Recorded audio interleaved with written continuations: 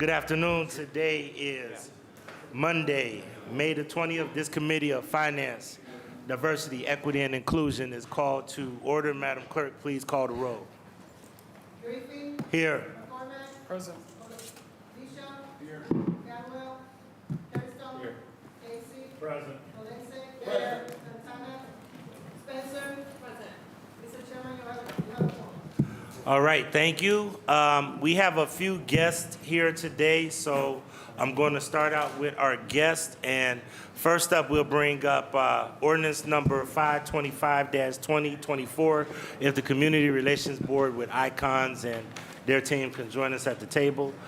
An emergency ordinance by Council Members Polinsik and Griffin by departmental request, an emergency ordinance authorizing the Director of the Community Relations Board to enter into a contract with the President's Council Business Chambers, fiscal agent for the Mount Pleasant Ministerial Alliance, Icons, and Children at Play Edutainment for professional services necessary to develop and implement young adult violence intervention and prevention programs and strategies to reduce violent activity on the streets in hotspot areas and for other community violence intervention work for 1 year with 3 one-year options to renew, exercisable by the Director of the Community Relations Board.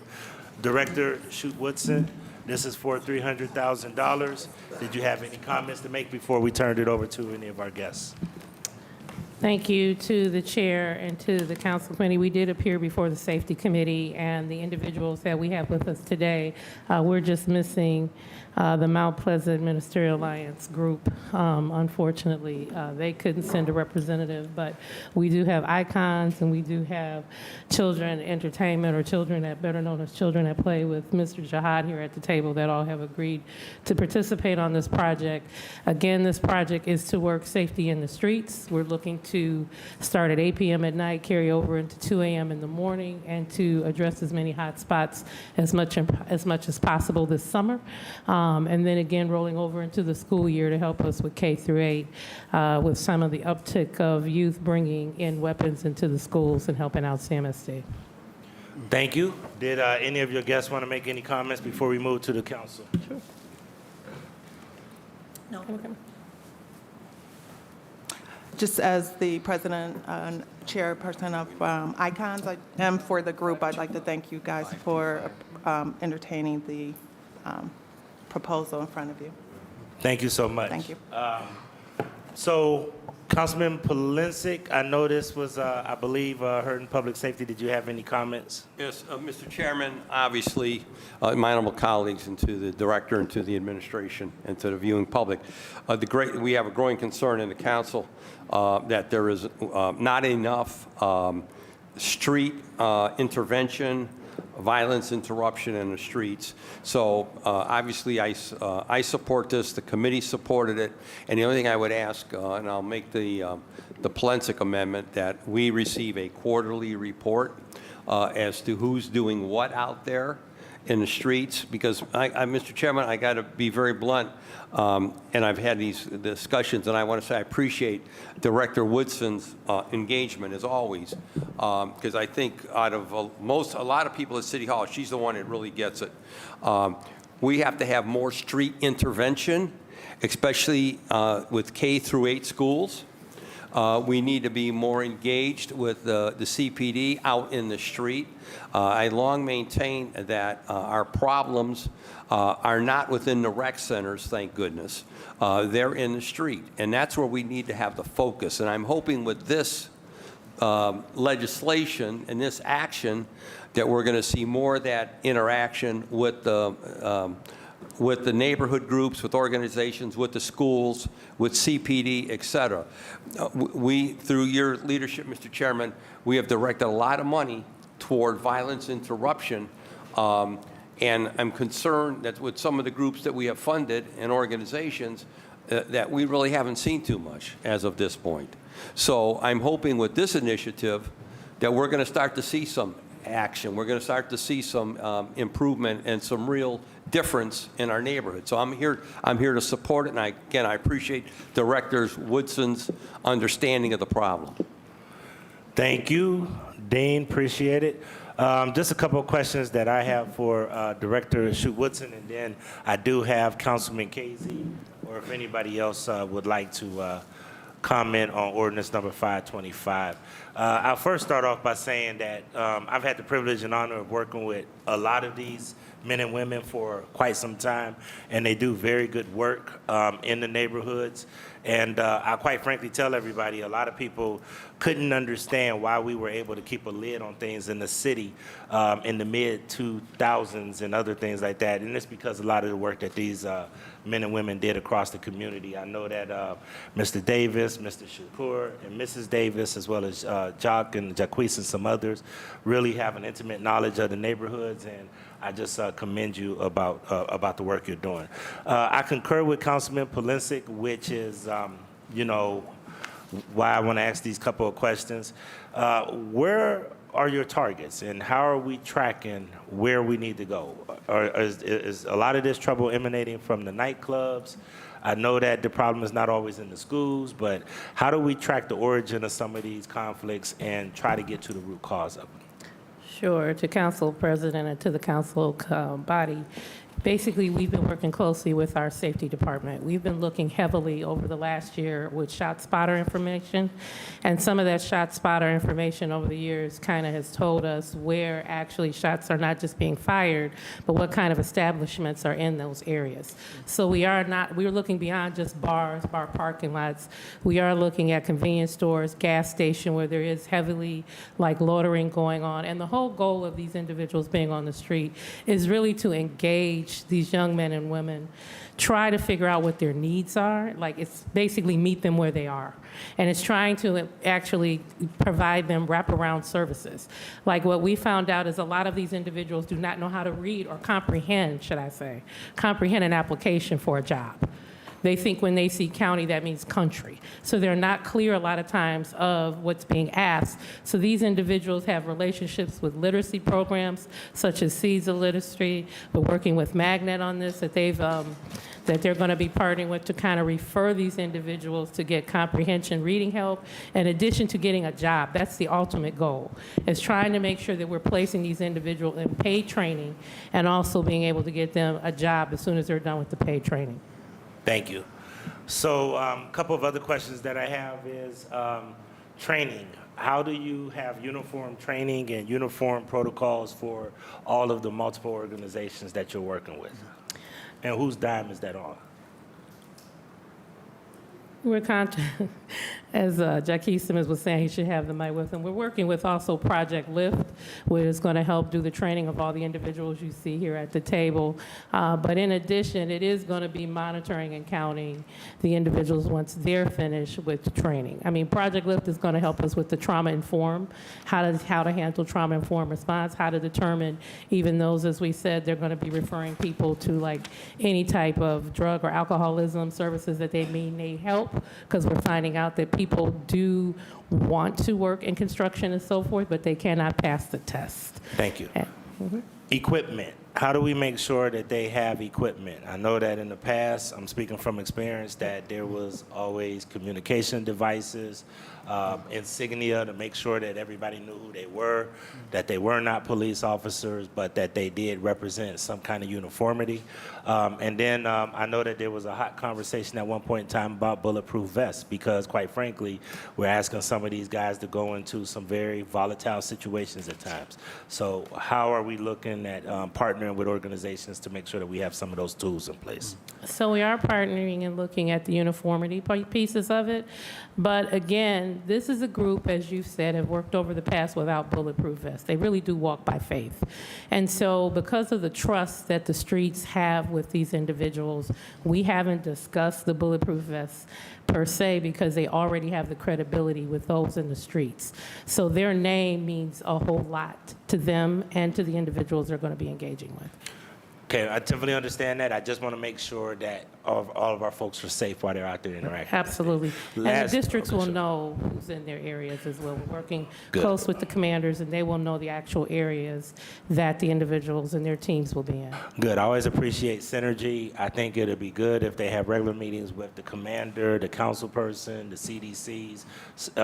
I think we even had a great meeting a couple of weeks ago with all of the school principals that were there, so that everybody's communicating on the same page, where the hot spots are, who are some of the more challenges. I call them bad actors, because I don't think there's such thing as completely bad children, but bad actors. Last but not least, data. Data means dollars, and data helps track other information. How are you collecting data, and how are you making sure that you're dealing with unduplicated or people? How are you actually doing your tracking? So we're actually starting to work with Urban AI, how to map out like how many touches, what areas seem to be higher than others. So a lot of this, we're hoping to get an app on the phone, so that everybody has a cell phone that's working in the group and on the teams.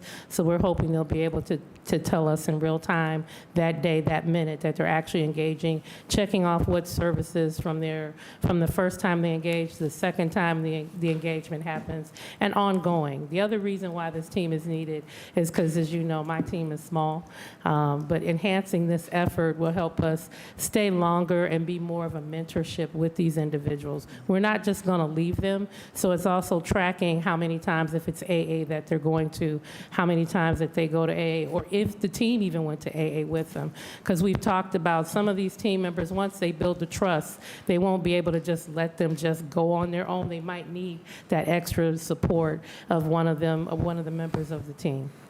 Thank you. I would just caution you that at times in the past, it was always challenging for street outreach workers to be boots on the ground and do the paperwork. So just always keep that in mind, because I know that has always been an impediment, and having the appropriate tracking is also critical in order to justify the dollars that you're getting as well. Once again, Director, I just want to commend you and your team. I know that they've done great work. I do have one special request.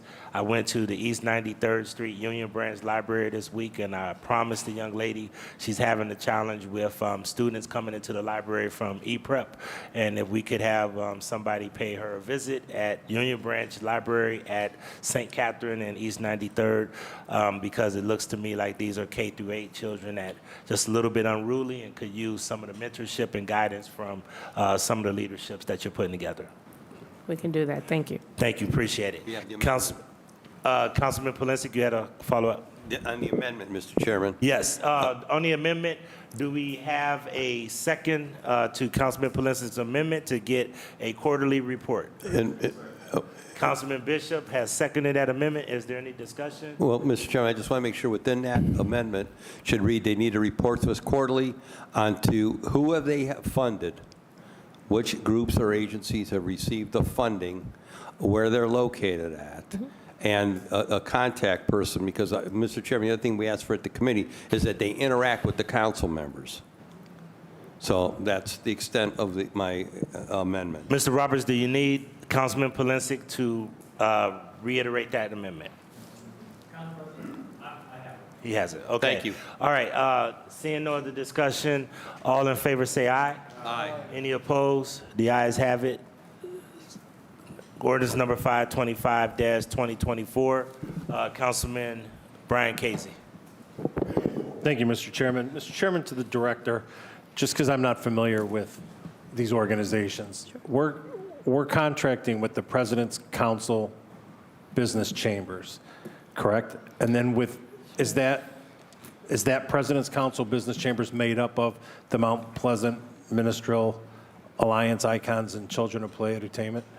To the chair and to the councilman, the President's Council is the fiscal agent who will actually be receiving the funds. It's Mount Pleasant Minstrel Alliance of America, and it's a couple of organizations under one umbrella that's going to be doing a pilot project called 10 Points.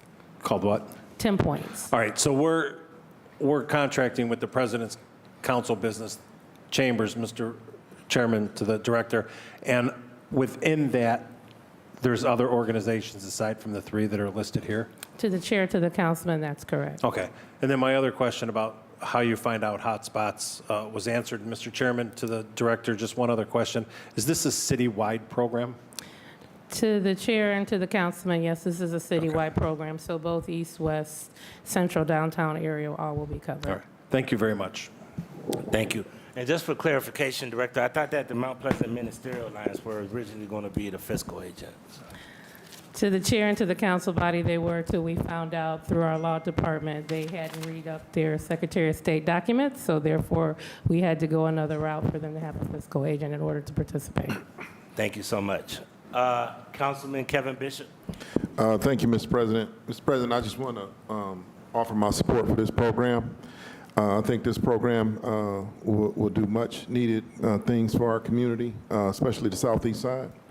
I was involved early on in this project a few years back, and I fully support this program, and I urge my colleagues to support this program. Thank you. All right. Councilman Anthony Hairston. Thank you, Mr. Chair. Fully support of this piece today. I am very happy that our great Director of Community Relations heard the many calls for action by this body and even her own experiences out in the neighborhood and has brought this piece forward today. So, Director, I just want to say thank you to you and your team. You know, we've sat at this table and have fought to get you more dollars, right, to get you more support. And, you know, it ultimately came down to you working with some external agencies to help support the needs of your department, because the men and women that you have working with you just can't do it alone, right? I don't know how he gets any rest, right? This guy right here. Because, I mean, when District 5 had no one through the chair, he's the person that stepped up along with his counterparts in the department to support us, right? From neighbor disputes over a camera in the backyard. I mean, just so many things I can go through that he's gotten involved in, and just the problematic places that he's worked with Hank Davis and his wife, Miss Davis, from Icons, to address in the neighborhood. And now that there's some resources to put behind these organizations, right? I can speak to these two organizations and the work that they're putting in without receiving funding. But just imagine some of the things that they now can do. They won't be able to do everything. So let me just take a step back. This does not mean that they can do every single thing for every single person or situation that's going on. This will help. This will get us moving in the right direction, right? In order for us to begin to see people engage a bit more, right? Because that's part of the issue, the engagement. They can't engage but so much if they are busy trying to go after resources here, go after resources there. That keeps them stretched so thin, they can't focus on the work at hand, right? Edutainment can't do the work that they're doing. Children that play. Icons can't do the work that they're doing if they are here, there, and everywhere trying to just scrape up dollars to be able to just do what they have a passion for doing. That's to help the neighborhoods, right? I mean, I look at this group here, and I see, listen, these names ring bells all across the city of Cleveland, right? All across. There's not a hood in this city, and I'm going to use that term, those who understand it, right, that don't know these names, right? Who, even if it's not their hood that they're from, folks know who they are. And so that's important to have people who are actually respected and who can get results in neighborhoods. Again, it's not going to happen overnight, right? Because there's a new generation that's coming up that's a little bit different. Okay? All right? We love them. We're going to work with them, but they're a little bit different, right? You know, than my generation or some others. So, you know, we have to work with them, support them, give them the tools other than these dollars right here, right? We got to give them other tools to support their work. And that includes making sure our police department is 100% in line, in support of the work that they're going to do, right? Because it's a partnership with these groups, the police, council, the community. Richard. That's how this works. That's the only way this is going to work. I have full faith in Children that Play, Icons here, and the work that they're doing in our neighborhoods, because I see it. These groups are hosting community baby showers for young people who have no resources, together, not getting paid, spending their money that they don't have, to be quite honest, right? They are spending their time speaking to these young people, engaging them, taking them on trips out of their pockets. And so at least these dollars will help support that work at a greater level. You know, so that's, again, why I'm happy to see that this is coming forward. You know, they have some real trust in the neighborhoods, And so, hey, I'm here to work with you all, Director, and your team to get the work done. You know, I just want people to understand this is not something that's going to change overnight. It's going to take time, right? It's going to take time to work, but this is a starting point. If we can see some change here, then maybe we can expand the work that they're doing, put more dollars into this contract to better support our neighborhood. So, Mr. Chair, with that, I fully support the piece today. Thank you. Thank you so much. Councilman Richard Starr. Thank you, Council President, members of the Finance Committee, as well as Community Relations Board. I definitely want to give kudos to our Executive Director, Ms. Woodson. She does an amazing job with the resources that she do have available. She doesn't make complaints. She doesn't cry about anything. She just roll up her sleeves and get within her phone and make calls and get people to the table to bring things together. So major shout out to these organizations that are here today with this project. I also was in support of this ordinance when it passed out of out of safety last week. I think it is very important that we understand that the crime and the issues that we have today did not just start last night. It has took years and years, and if you understand the streets, and if you're from the streets, or if you've been outside, you understand that a gap falls off when those who were the OGs left and did their bid and came home to something that is just chaotic. So major shout out to our council president, Blaine Griffin, and he was over at CRB. He started laying the foundation of prevention and outreach workers. And then at the time when things changed over, we started to have different turnover from different people in different leadership. So I'm glad to see that Director Woodson is like, hey, let's get back to what we do best. And that is meeting folks where they are at and working with them to show them opportunities. Something that we did not speak on is these organizations that are here today, from Icons, Children at Play, they are individuals who can not only just go to that neighborhood, they can really talk to them about getting into a career, talking about different job opportunities, showing them how to get off the corner and start making an honest, earned living for themselves and their neighborhood. Like I said, Rome wasn't built in a day. This crime that has spiked so much in our city didn't start in a day. It's all about closing a gap and working together. So I am definitely happy that we was able to pass this out of safety committee, and now it's here as finance. And this is just a little some of the work and the money that's going to be able to help us. And I am going to say this, Council President, we still need more money. So I'm definitely going to continue to say that they do need more money, because there's a lot of organizations that say they do the work, but I tell you, I be outside and I don't never see them, but they always getting more money. And when we see individuals that I know that can relate to those, whether they're on East 28th, whether they're in King Kennedy, whether they're on Wade Park, whether they are in Mount Pleasant, whether they are in Morris Black, whether they are at The Rock, whether they are at West 28th, whether they are in any one of these neighborhoods, we need to make sure we have people that can reach them where they are at and help them, and not just judge them, but also be there to support them. So I support Ordinance 525 today. Thank you, Council President, because a lot of people don't know you was one of the ones, was the Executive Director of Community Relations Board. I say that because he was the one saying Executive Director. Most people say Director, and from the work that he did, as well as Director Woodson, for understanding and saying, let's get back to what we do. And I thank you for you and your team, and Mr. Simmons. I thank y'all. Thank you, Councilman Starr, and I know you know this intently, so I hope that they lean on you for some of your insight, because I know you work closely with a lot of those young folks as well. And yes, I do try to work with the director, because the official title is Executive Director. So don't let anybody take that executive off your title. Councilwoman Spencer, and then I'll come back to Councilman Hairston. Thank you, Council President. I simply, with leaders and practitioners at the table today, wanted to take a moment through our chair just to ask a couple of the broad themes, what are the one or two the big themes you're hearing from our youth when you're out interacting with the youth? Are there things that keep coming out again and again and again in those conversations? And what are the top 1, 2, or 3 things that we're hearing from our youth when we're speaking with them out in the community?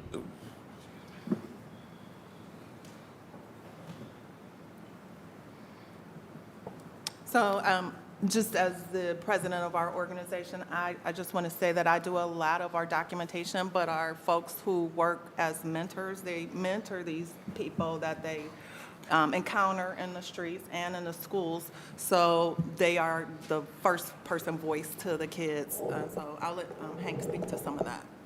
Can you repeat that question for me?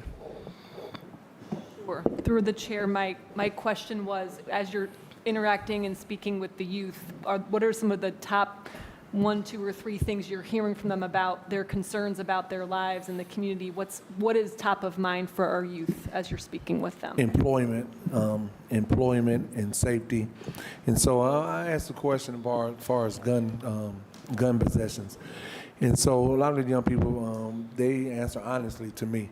And so I asked, why is there so much going on, so much shooting going on, and so many people feel the need to carry guns? And it's kind of, it's scary, because when I can do a class with 24, 25 boys in my class and ask them, how many of you guys know someone who had lost a loved one to gun violence? And out of 25 boys, 23, 24 raise their hands. And so employment, safety, it's just they feel that in their mind, it's not the reality, it's their reality. It's not the norm, it's their norm. They feel that they have to be safe. So for some reason, they feel they have to carry guns sometimes in order to be safe. But the biggest concern, I think, is it will be employment. They all trying to find something to do. There's nothing to do after school too much. There's not a lot of activities in employment. Yeah, and trauma. Yeah, and definitely trauma, the trauma and grief. And like I say, it's just at Hannah Gibbons Middle School.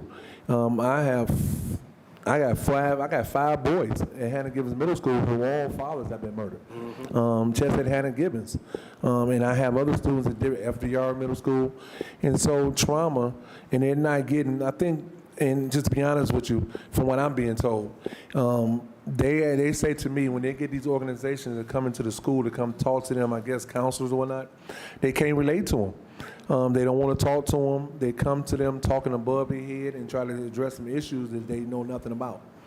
And so they don't feel comfortable opening up to these people because they don't, they not from where they're from. They don't look like them. They don't sound like them. They just can't relate to them.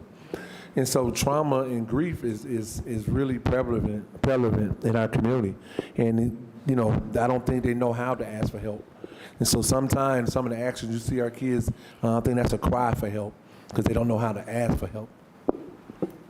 I just want to add one more thing to that. Earlier, last week, we spent 2 days in Columbus with Attorney General of Ohio, and we learned a lot about victim services and victims of crime. And it is our also opinion that we're hearing from the children that all of this trauma is not getting addressed a lot of times. So we have kids with siblings murdered on Saturday, and they're in school ignoring it on Monday. We have children whose fathers are murdered, and then they've been referred to us for mentoring, and we learned that is why they're sleeping in class. That's why they're acting out. So we learn a lot from them. And this will help. Thank you very much. Thank you. Thank you, Mr. Chair. Councilman Hairston. Yes, I just forgot one point, Mr. Chair. I know we talked about uniformity, which I think is key, right?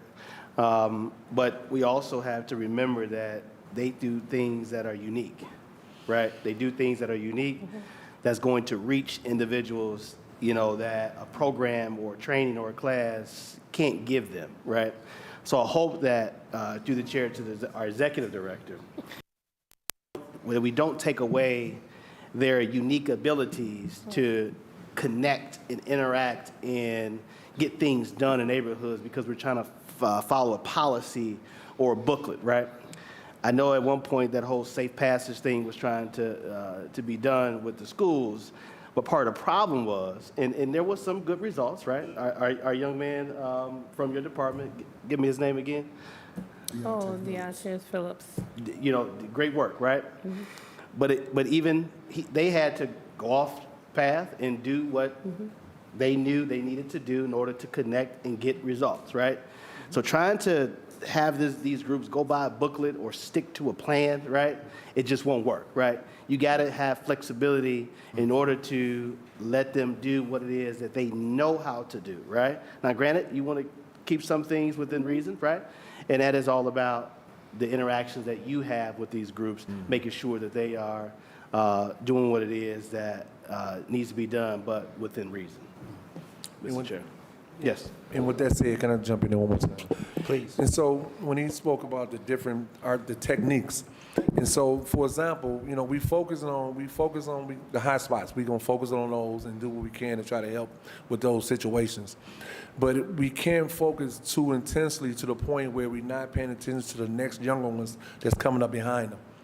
And so we can pay attention, you know, in which we are going to do. But the reason why 6-7 years ago we dropped down to doing middle schools because it's prevention. And so as much as we're going to, you know, pay attention to the older ones this summer, we also had to pay attention to the little brothers, the little cousins, the little nephews, the ones that's 11, the ones that's 12, that for some reason don't have curfew, they're still out at night, 13 years old, still outside at 1 o'clock in the morning. We need to try to prevent those next generations from following their cousins or their brothers in their footsteps. And so that's why every summer we have a youth landscaping program. We actually bring youth on and teach them and train them how to do landscaping. And through the council people, we also, we cut senior citizen grass for free. You know, we started up a youth training program, carpentry, where we this summer, or not this summer, just this past within a month, we did 2 houses teaching kids and them with one of my people that's a contractor. We taught them how to put up a fence around the yards. And so we doing basic carpentry. Our plans is to go forward and teach them similar to what Kevin Bell and everybody was doing a long time ago, Blaine. Where we can teach them how to do introductory to painting, introductory to drywalling, some introductory classes where we can teach, because everybody's not going to college, we figured it out. So during the summer, we do our camping trips. And so we take kids camping, we do the college trips, we keep them engaged all summer long. And so there's summer school. And so then we got to swing by the schools and check on the ones that's on that list that's still going to summer school. And so even though there's not going on in the rec centers like it used to be, summer school is still going on in the neighborhood parks and playgrounds is still jumping. And so we'll still be able to float through the playgrounds and, you know, hit some of them summer school places just to make sure everything's, and, you know, a friendly reminder about once they do get out of school and not to be hanging out later on. Director Woodson and then Councilman Hairston. Want to wrap up? He's done? Okay. Director Woodson. To the chair and to the councilman, also to piggyback on what Mr. Davis said. I've been saying it at this table as much as I've been hearing it from this table. We have to treat violence in this city like Designer Shoe Warehouse. We have to have many different brands and many different sizes. So this is just one brand, one size, but they have to be multiple sizes and multiple brands. We are not here to like decentralize or desensitize any of what they already know. We're very clear that they already have what I call PhD of the streets. And that's what we need right now for what we're facing and what we're going to face this summer.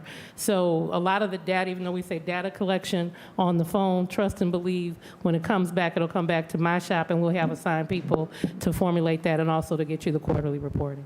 Thank you. A real PhD Mr. in the Jacques, streets. if you want to add any last comments, then we'll go ahead and move this piece. Just want to thank you all for passing this ordinance. It's really important.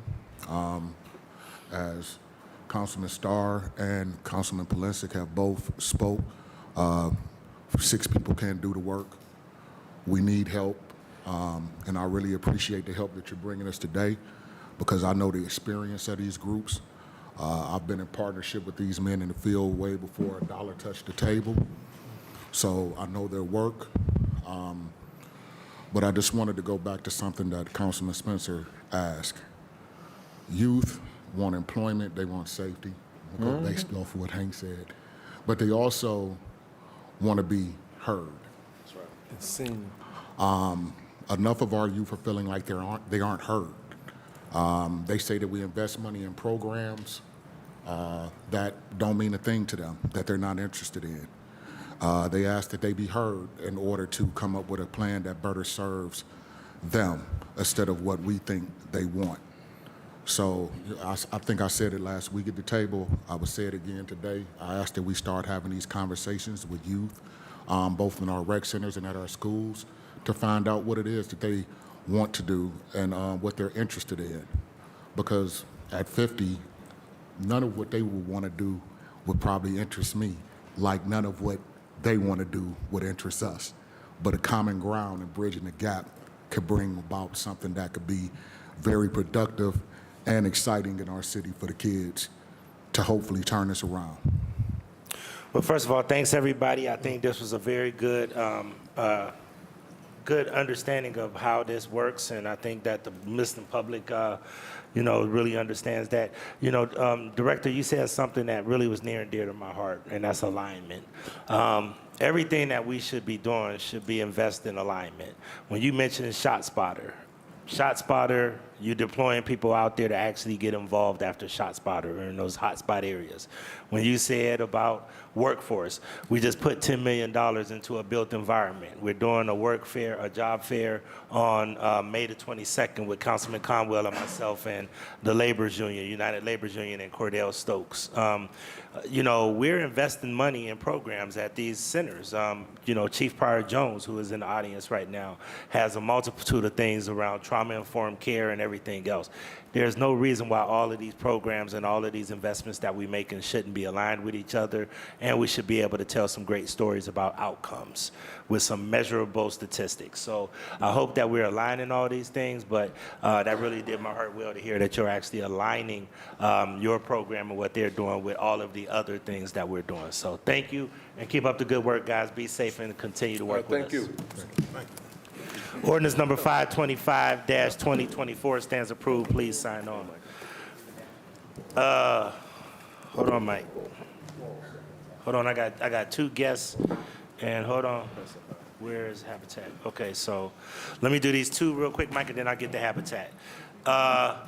These are two financial pieces, and one is ordinance number 553-2024 as amended by Councilmember Griffin by departmental request, an emergency ordinance authorizing the Director of Finance and Mayor to terminate the on-site parking garage Gateway East base lease as no longer needed for public use and appropriating certain funds to satisfy the city's capital repair obligations. This was amended, and it has several amendments. Please bear with me as I read them. And there is no legal objection to this legislation if amended as follows. 1, in the title, strike lines 4, 5, and 6 in their entirety and insert east base lease no longer needed for the city's use and convey the property for the purpose of creating and preserving jobs and employment opportunities in the city of Cleveland, appropriating certain funds to satisfy the city's contribution to capital repairs on the property. Number 2, in the second whereas clause, line 3, between public use and the semicolon insert by the city, and which shall be conveyed to the Cleveland, Cuyahoga County Port Authority, the Port Authority, for the purpose of creating and preserving jobs and employment opportunities that are available to residents or otherwise promote economic development within its jurisdiction as authorized by Section 8 or Article 8, Section 13 of the Ohio Constitution, the conveyance. Number 3, strike the third whereas clause in its entirety and insert, whereas in connection with the conveyance, the city, the Port Authority, and Cleveland Gardens Baseball Company, LLC, will enter into a cooperative agreement, the cooperative agreement to enable the lease and operation of Gateway East and payment to the city of approximately $2 million per full year for 13 years.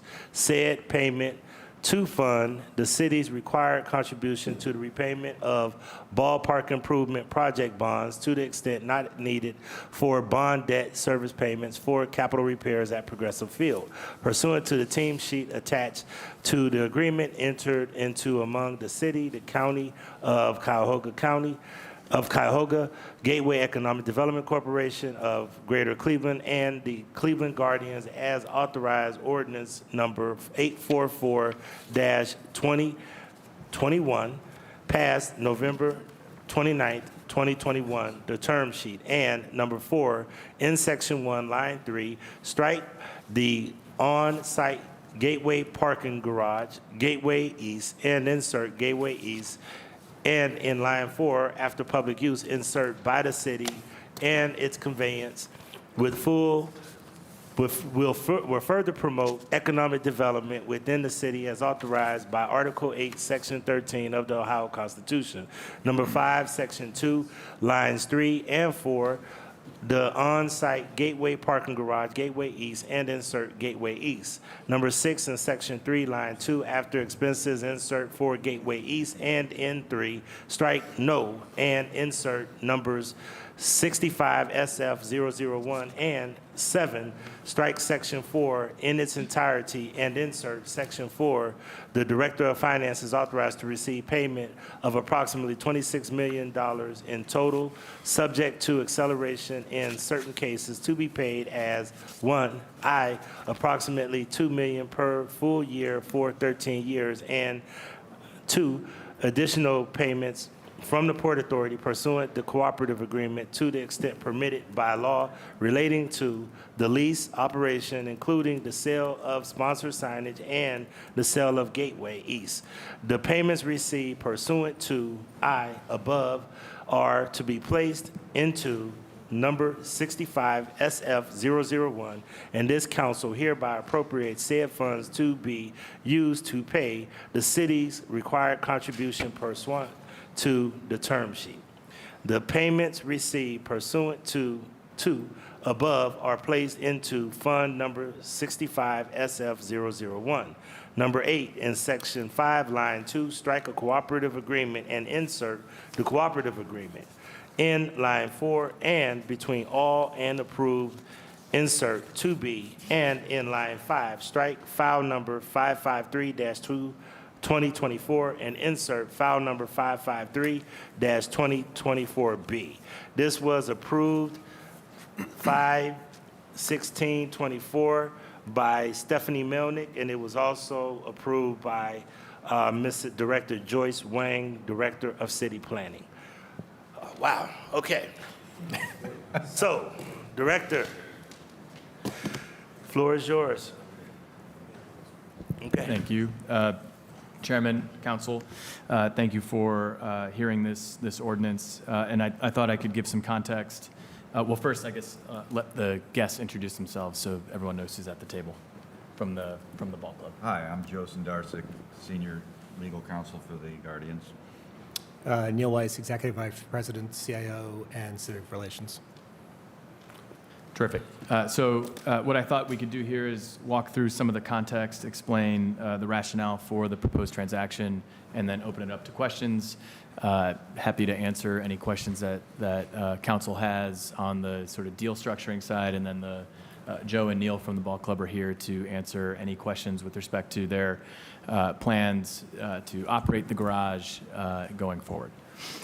So I think taking a step back, really one of the motivating ideas here is to derive as much value as we possibly can from the city's assets. And if you may recall, in the spring of 2022, this council authorized us to participate in the Putting Assets to Work initiative sponsored by the Government Finance Officers Association, which was really designed to help cities like Cleveland think about how we can take real estate assets that have historically been a drain on the city's general fund and turn them into positive contributors to our financial position.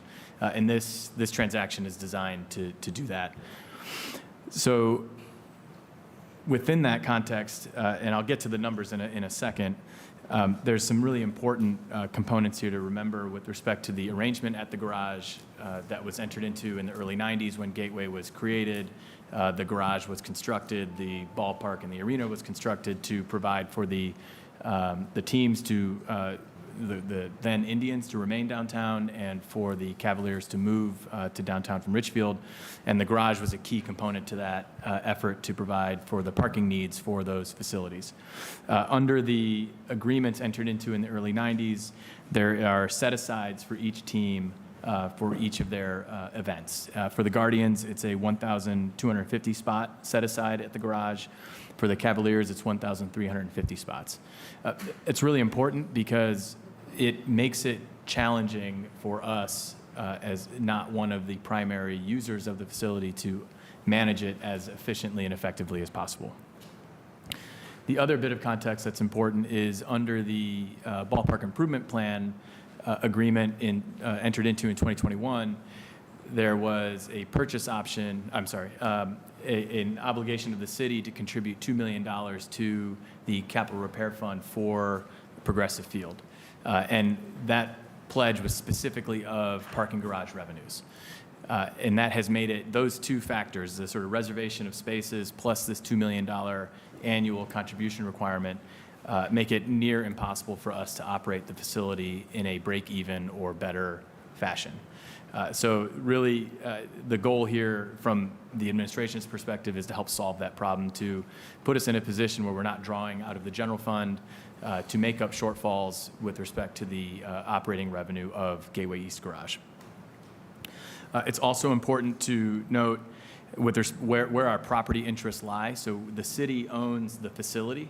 We do not own the land. Gateway owns the land. We have a base lease with Gateway for the land on which the garage sits. Our fee interest is in the garage itself. So we're not talking about a situation where we're actually transferring ownership in land, which I think would be a different situation than what we're in now, which we're only talking about the built facility on top of the land.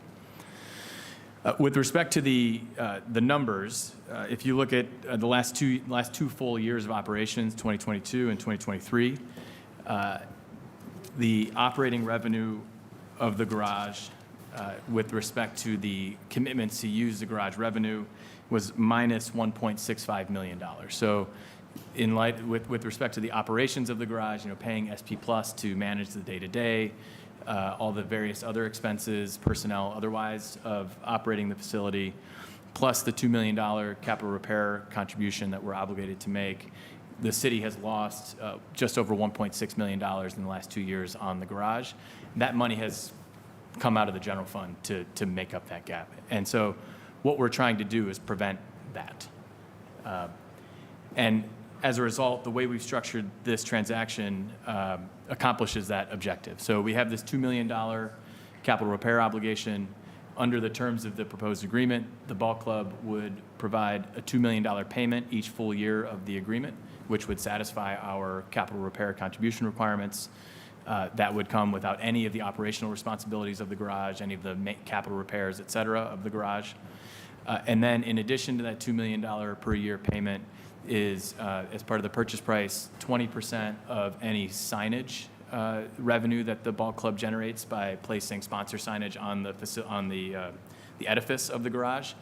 And then in addition, 10% of the net operating revenue of the garage above a baseline of $1.7 million. So with the fixed $2 million payment plus the percent of sponsorship revenue and a percent of the net operating revenue, we thought that this sort of helped satisfy our fixed commitment and gave us some upside and importantly aligned the club's interests in operating the garage as successfully, efficiently as possible with our incentives to get increased revenue. So with that, I'm happy to answer any questions. So just real quick before I go to Councilman Casey and Polensek, and they already, when we passed the Gateway Garage, we already gave them an option. So basically, they're exercising the option. Am I correct? To the chairman, yes. So these conversations started in the context of that option being in the term sheet that council approved in 2021. The ordinance that authorized the term sheet required that any actual exercise of the option get additional approval of council. And so that is sort of ultimately why we're here, is to get council's approval of the parameters of what was set forth in the 2021 ordinance and term sheet. So let me make sure I can recap, because I want to understand how it seems like we're at least going from making no money or actually losing 1.65 million to now we are going to possibly potentially make a profit, because now we will get 10%, 20% of the revenue that will come from the signage that is put on there and 10% from the operating fees.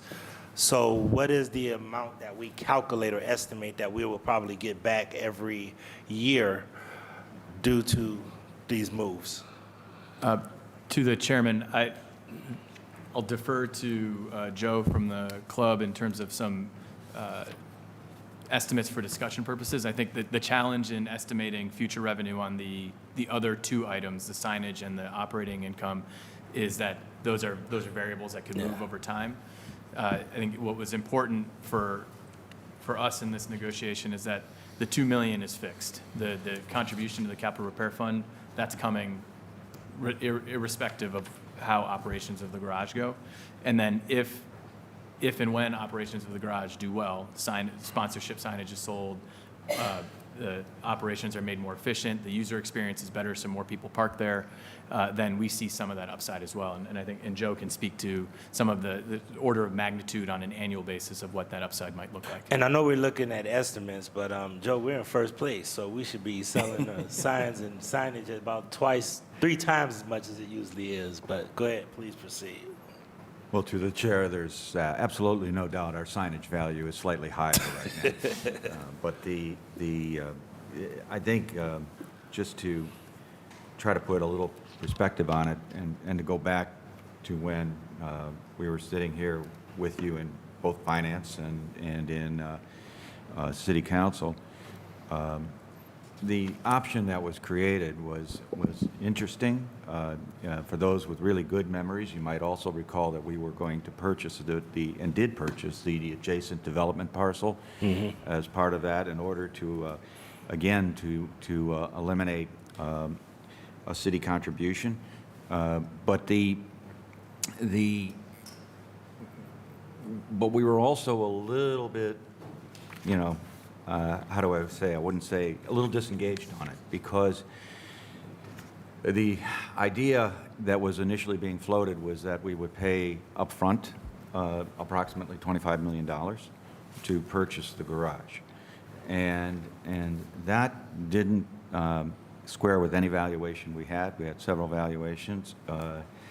There's a reason for that, and it has a lot to do with the team spaces and how the team spaces are used, and the inability of really any operator who doesn't have control over the team spaces, both ours and the Cavs, to effectively manage costs within that garage and determine how to really make any kind of operating profit of some nature.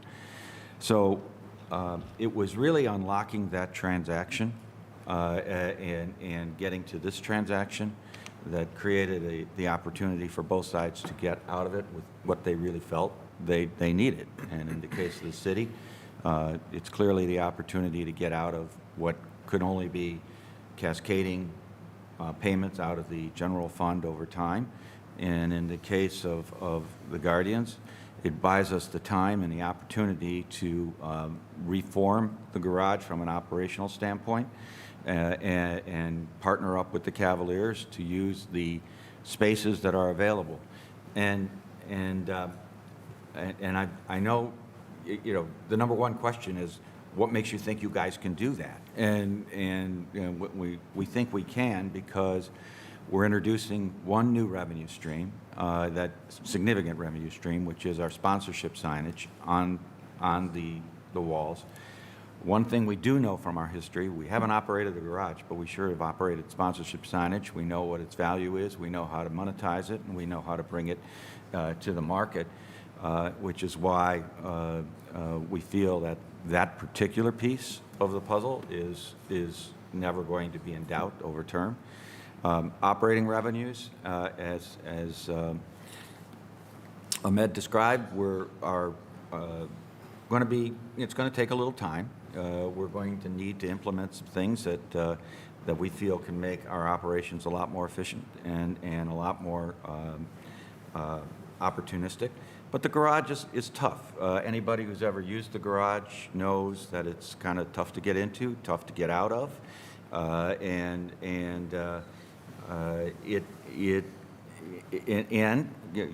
it's been undervalued significantly in its pricing for parking. So all of those things are challenges we're prepared to take on.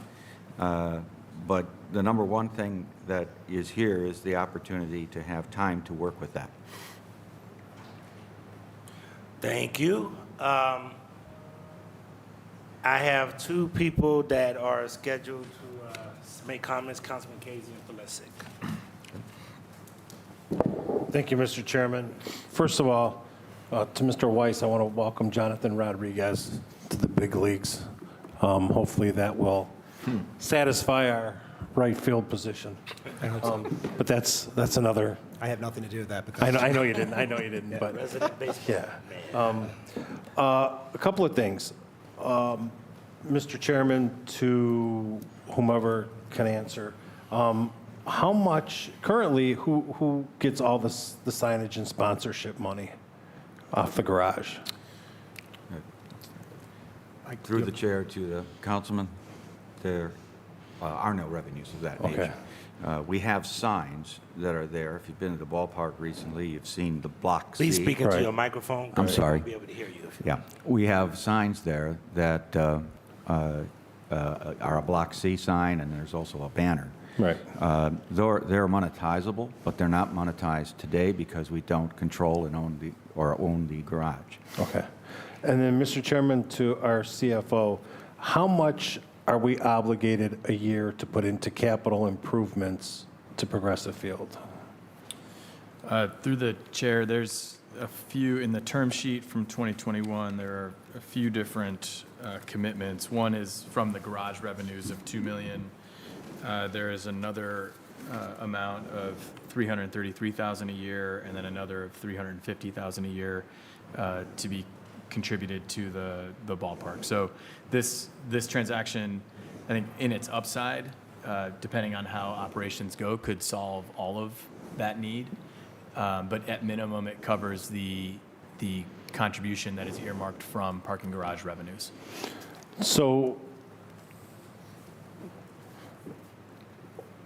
if, Mr. Chairman, to our CFO, can you explain how us owning the garage currently has to deal with how much money we have to put into the capital improvements of Progressive Field?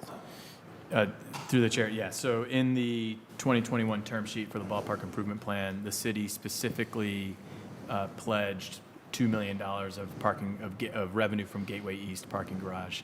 And there's language in the term sheet that talks about what happens when there's a shortage of revenue from the garage, and it comes from the general fund. So it's a pledged stream of revenue in our 2021 agreement, and it's really the problem we're trying to solve, because we've had to come out of the general fund each of the last 2 years to fill that gap and ensure that we have enough money to both operate the facility and fulfill our obligations to the team.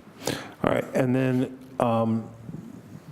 Mr. Chairman, to the CFO, if I'm reading this correctly, the Guardians will be paying $2 million a year for 16 years for a total of $32 million, correct?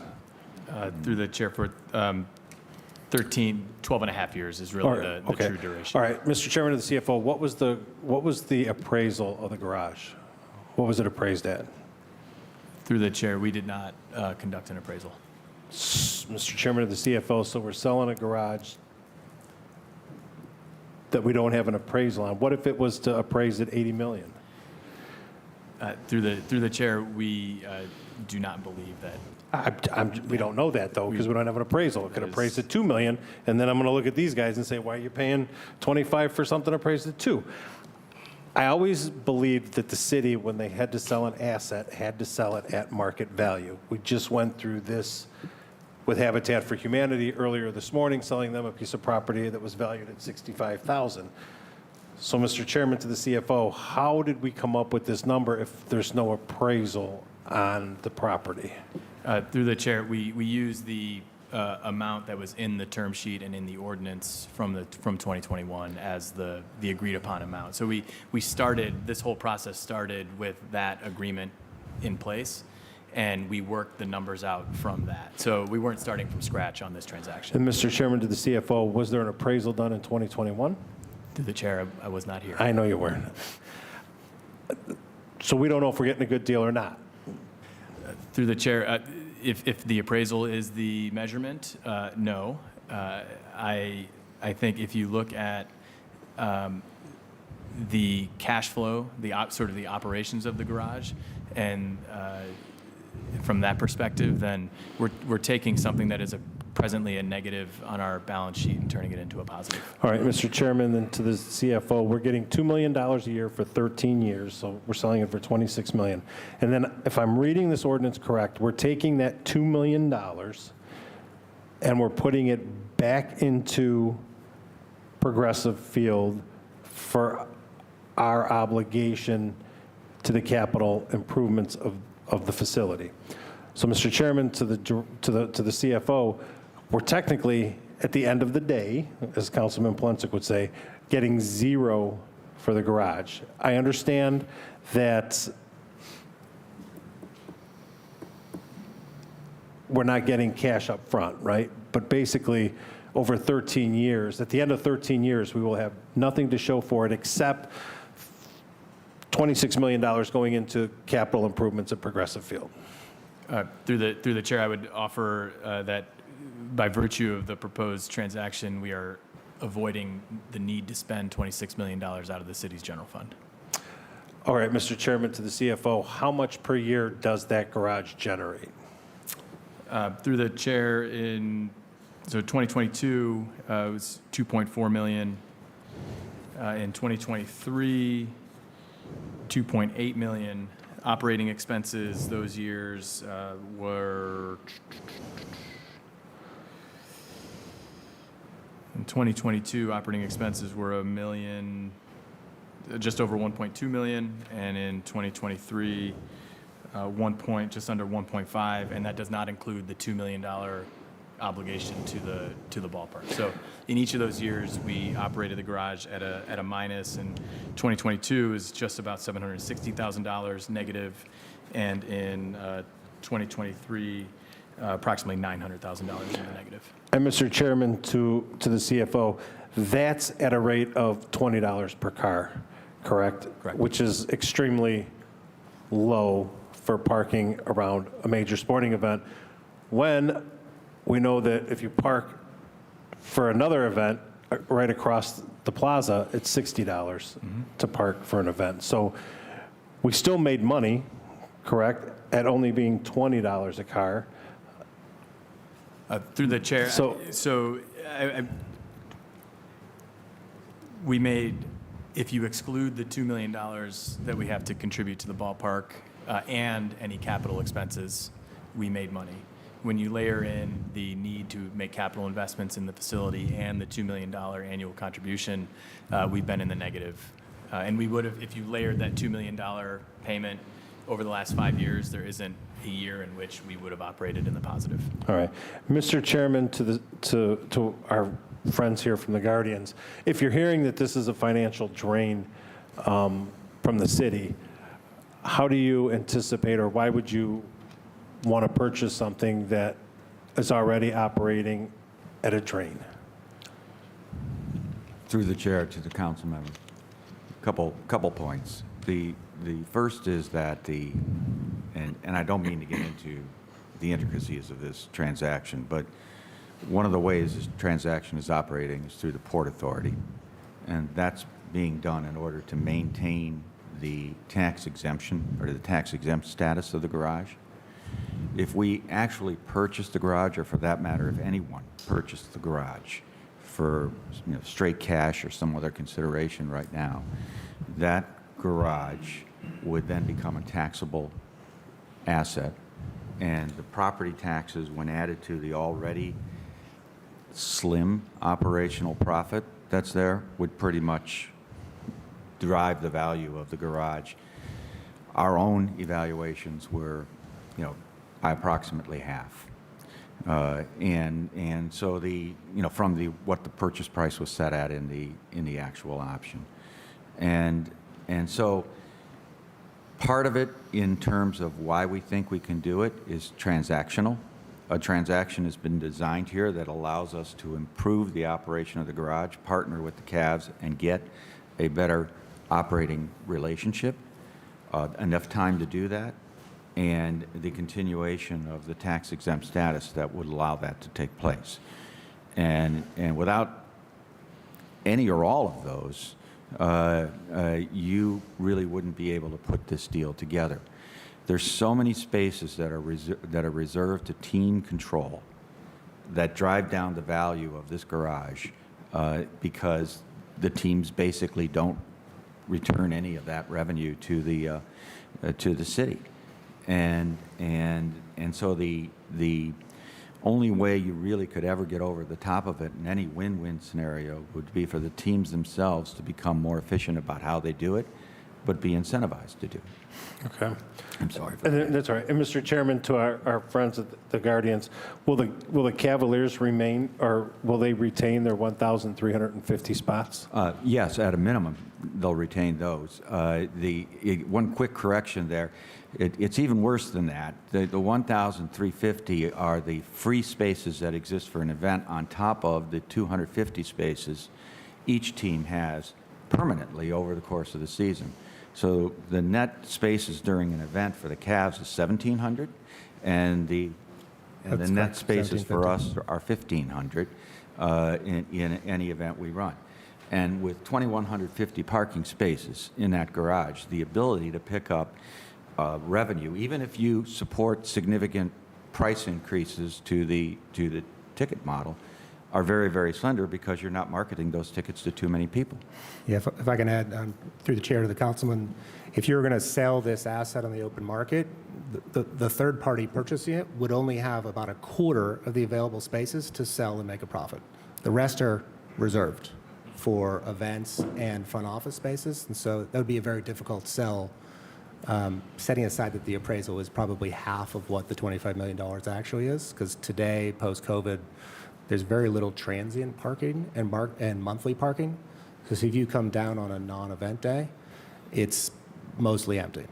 So it's not an opportunity to make a significant amount of money or any amount of money on the open market for a third party because 3/4 of the spaces are already reserved for the clubs, either for an event or for their front office. Mr. Chairman, to whomever can answer, how many spaces total are there? There's 2,150. I mean, between Mr. Chairman, CFO, to our Guardians friends, between, the Guardians who play at home 81 games a year, the Cavaliers at a minimum of 40 games a year, that's 120. All the other events that happens at Rocket Mortgage, I mean, there's an event going on at Gateway probably on average every other day, right? If you look at it throughout the year. So I don't see how we're not able to make a profit, although marginal, I guess. I don't see how we're not able to make this. And Mr. Chairman, I love the Guardians. Don't get me wrong. That's not a surprise to anybody. But to sell an asset like this from the city, without and even so without an appraisal, that's just me. I just have reservations. But, I don't know. Good luck to you. Go Guardians. All right, Councilman Michael Polensek. Thank you, Mr. Chairman, my honorable colleagues, and to the director and to the two gentlemen that are here from the Guardians. What is the outs? And part of my concern is here. We have no handout. We have nothing to outline all this stuff that is being thrown at this table. What do we owe on the Gateway East Garage right now? Through the chairman, all the debt has been paid off as of September of 2022. So since September of 2022, we have no debt service. Okay. No debt service. Okay, so we own the garage, in essence, free and clear. But we have to provide maintenance to the garage. And you estimate that amount as to how much a year? Through the chair, we had an assessment done in 2020 that was updated mid-year last year, and there's about $2 million of deferred maintenance and repairs that are needed at the garage. And so on a yearly basis, do you have an idea what those capital repairs are? Through the chair, no, because we've never, frankly, had the funds to approach it that way, particularly when there was debt service outstanding. There just wasn't the cash to do that. So we owe the repairs that are needed on the garage are about $2 million a year. Somebody indicated earlier that there are 2,150 spaces. The Cavaliers control 1,350. The 1,350, that's just not for their games. That's for the entire season, for the entire year. So when they're not playing, whoever parks in one of those spaces, they get the revenue, correct? Through the chair, Neil and Joe can chime in. My recollection is that the 1,350 is for event days, so game days, concerts, et cetera. There's an additional 250 that's reserved throughout the year for Cavalier staff. For the Guardians, there's 1,250 reserved for event days and another 250 for employees year-round. So for Guardians, it's 500. 1,500. So there's 1,500. The Guardians have, at most, the Guardians control 1,500 spaces that produce no revenue for the garage. And the Cavaliers, at most, on any given day, control 1,700 spaces that produce no revenue for the garage, it really brings into relief the challenge of operating the garage profitably. But that's more than 2,150. They're not all happening at the same time. Okay. So the actual, and you're saying now at the table that when there is a non-event, a non-Cavaliers event, non-Guardians event, for those spaces, where does that revenue go? Through the chair into the general fund. So that comes to the city? Yeah. And what is that dollar amount? Do you have an idea? Last year, 2023, the gross revenue was $2.8 million. And 22 was how much? And 2022, the gross revenue was, hold on, I've lost my place. 2.4 million. 2.4, okay. So, and going back to Councilman Casey's comments, there was no, on this deal, there was no outside effort to get an appraisal of the building itself. The building is how old? Through the chair, it was built in 94. Okay. Open in 94. Okay. So to my colleagues that are sitting around this table, now you understand why I didn't vote for this deal in '94, because I couldn't even hold my nose and vote for it, okay? It's like that whole deal, we got the upper and the lower radiator hose here, okay? And today's discussion only reinforces it to me. I'm trying to understand this because, again, there's no handout here except from the little bit I'm reading on the screen. How does the Port Authority enter into this? So through the chair, the Port Authority enters in as, it will be the fee owner of the land and the garage to take advantage of a provision in their Ohio Revised Code that will allow it to remain a tax-exempt facility. So they're gonna pay us $2 million a year for 12 and a half years. The Port Authority is gonna pay us. Through the chair, so there will be, the real estate the transactions will result in the port owning the facility and then leasing it to the Guardians. In parallel with those real estate documents will be a cooperative agreement that will handle the flow of the funds, and under that document, the $2 million annual payment will come from the Guardians to the city, as will the 20% of the signage revenue and 10% of the net operating revenue. Okay. On the $2 million, is there any escalator clause as just a flat 2 million every year for 12 and a half years? Through the chair, it's flat $2 million. Flat $2 million. Ain't that nice of them? Okay. So just based on inflation, I mean, wouldn't we have thought or asked that there would be a percentage increase per year? I mean, I don't know about the rest of you, but if I own property and I lease it, I'm not going to lease it for the same amount for 20 years. There's going to be an escalator clause. There's going to be cost of living adjustment. There's going to be something because, you know, let's face it, we've been hosed on this project since '94. I mean, we have paid and we have paid and we have paid. Do you have any idea, based on the original construction costs and debt service, what the garage has cost us? Through the chair, I do not. You do not. Okay. I can assure you, my brothers and sisters around this table, it was a substantial amount of money. Substantial amount. And then you have to ask yourself, think of the mindset to give away 1,350 spaces, 1,500 spaces to the Cavaliers, another 1,500 spaces to then Indians Garden.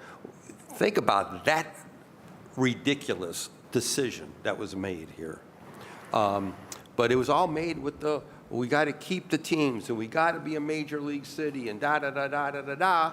And so in 2024, it's not hard to understand why we wind up as the poorest city in the country. And with this first or second poverty rate among kids in the country. It's not hard to understand when you look at the deals that this city entered into. Mr. Chairman, you know, I have some real concerns on this. There's no handout provided to us. Again, we heard earlier, the wonderful group Habitat for Humanity has been asked to pay fair market value for a piece of property to build new homes on, and we're giving away a parking garage with no appraisal, no nothing. And again, so the teams, so the Guardians can make more money and make more money off the outside signage and exterior enhancements, which they will make a substantial amount of money off of, I can assure you of that. So, Mr. Chairman, I have reservations on this one. I'd be less than honest to say that. Thank you. Councilman Anthony Hairston. Mr. Chair, some of my questions have been answered. So through the chair to the finance director, how long was our $2 million capital commitment made for? How long were we in that commitment? Through the chair, it goes until 2036. So 2036, okay. And through the chair to the finance director, the $2 million annually, was that required based on need, or that was $2 million regardless needs to be put into the property? Through the chair, though I was not here for these negotiations, the $2 million is a required contribution. First is to pay debt service on bonds that the county issued for the improvement project, and then to the extent not needed to pay debt service for capital repairs. But the capital repairs to the chair is based on need, correct? Because there may not be a need to repair anything at the moment. Through the chair, yes, and having worked separately on the capital repair needs at the facilities, I think $2 million in capital repairs that the public is ultimately responsible for is a conservative estimate. Sure. To the chair, but to me, need versus want are two different things. Is part of this $2 million a want, or is it an actual need based on improvements that we're giving dollars for to support every year outside of debt service? Through the chair, it's I think a need, and it's an obligation that the city took on in 2021 when it entered into the agreement. I hear you. What I'm saying to you is, yes, I know we obligated after debt service, we support enhancements to the property. What I'm asking is that we can all go through our own homes, anywhere, and say, oh, I can do this. Oh, I can do that. But is there an actual need to replace a piece that's above the door, or a part of the corner of the building, right? Or is it, well, it's kind of fading a little bit. Hey, let's go ahead and fix this. Or, we like to see a different color paint here, right? That's a want. That's not an actual need that is required. So did the agreement specify that it was based on actual need or a want? And is that something that we can address through the chair? Through the chair. Yes. So the way these the leases are structured for the gateway facilities is that the public funds, to the extent they're not pledged upfront for certain projects, essentially flow through Gateway. And the Gateway Economic Development Corporation, its primary responsibility is to vet the requests that come from the teams to determine whether they constitute capital repairs that Gateway is responsible for approving and funding. And so all of that vetting is done at the Gateway board and staff level before any approval is provided and any funds are expended on requests of either the Cavaliers or the Guardians. Sure. And our representatives on behalf of the city are those who sits on that board and makes that determination, correct? Through the With chair, others. yes. There's five-member board. The chair is jointly appointed by the county and the city, and then the county and the city each has 2 appointees. 2 appointees, right. All right. Thank you for that. Again, I'm just asking because need versus want are 2 different things, right? And I hope that our representatives are, considering those when approving the capital repair requests that are coming in for this garage. And through the chair to the finance director, there was an ordinance that happened, a couple months ago that looked at raising the parking rates throughout the city of Cleveland. Has the raised or increased rates been applied here at this particular garage here? And if not, why? Through the chair, I would have to confer with the parking commissioner, but for the reasons why. But Gateway East was not part of that ordinance. That ordinance covered Willard and a few other garages, but not Gateway East. And to the chair, to the finance director, I'm curious, why not? I mean, if we're, as Councilman Casey indicated, our revenues are based on, for my own selfish purposes, the rate it is now, it works, right? You can go there, you can park up the street. It is much more expensive. But why haven't we looked at raising the rates at this particular garage as well, seeing where it sits?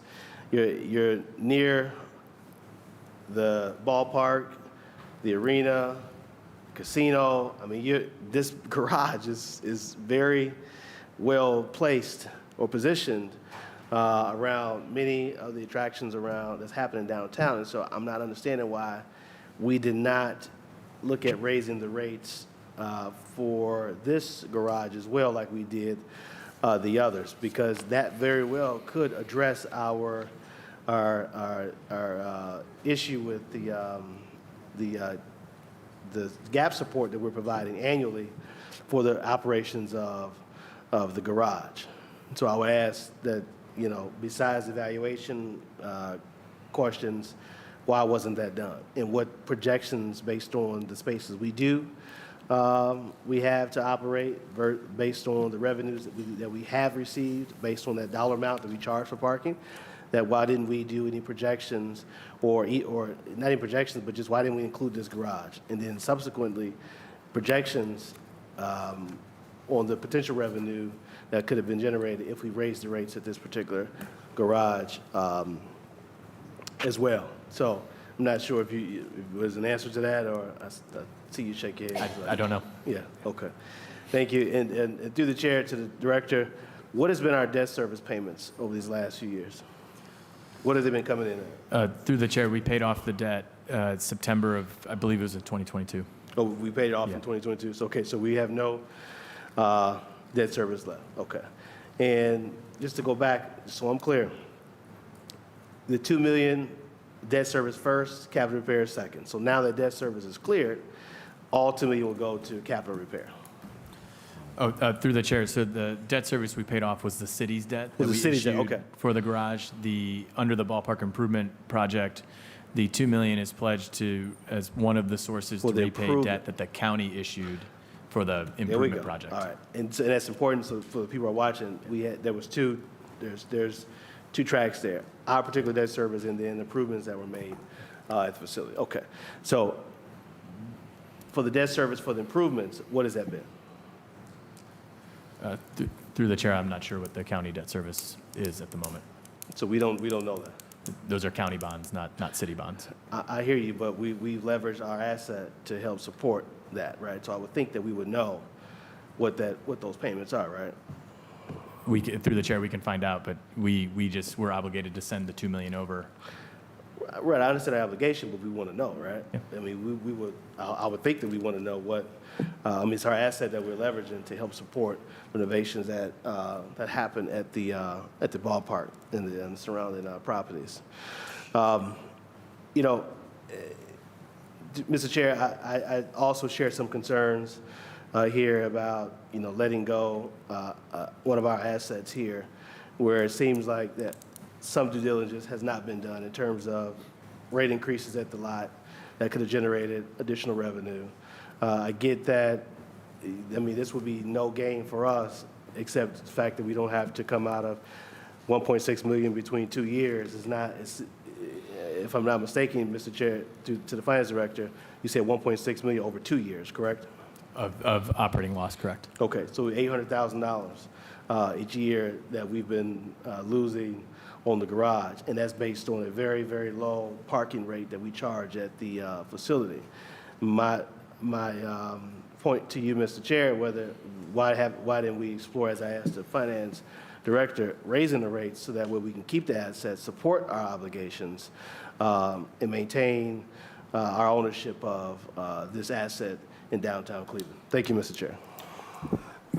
Thank you. So just a couple of follow-up questions, because I think my colleagues asked some great questions. Legally, when we originally did I've always been stuck that we've been tied up because so many of the spaces go to the teams.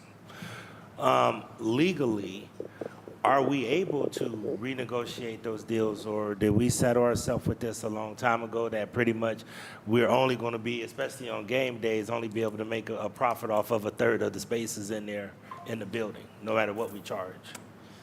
Through the chair, the teams would have to agree to relinquish their rights to parking so long as this agreement's in place. So a lot of times this council is always saddled with decisions that past councils and past administrations have made.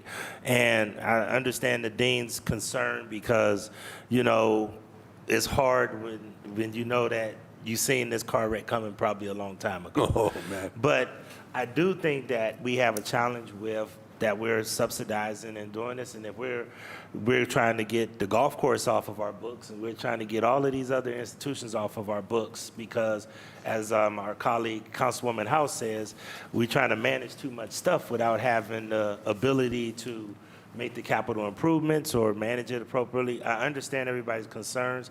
I will tell you that my common sense meter tells me that I just watched the building be sold for $54 million in the same vicinity downtown compared to being originally sold at $119 million, which shows me that if anything, these properties are depreciating and not appreciating.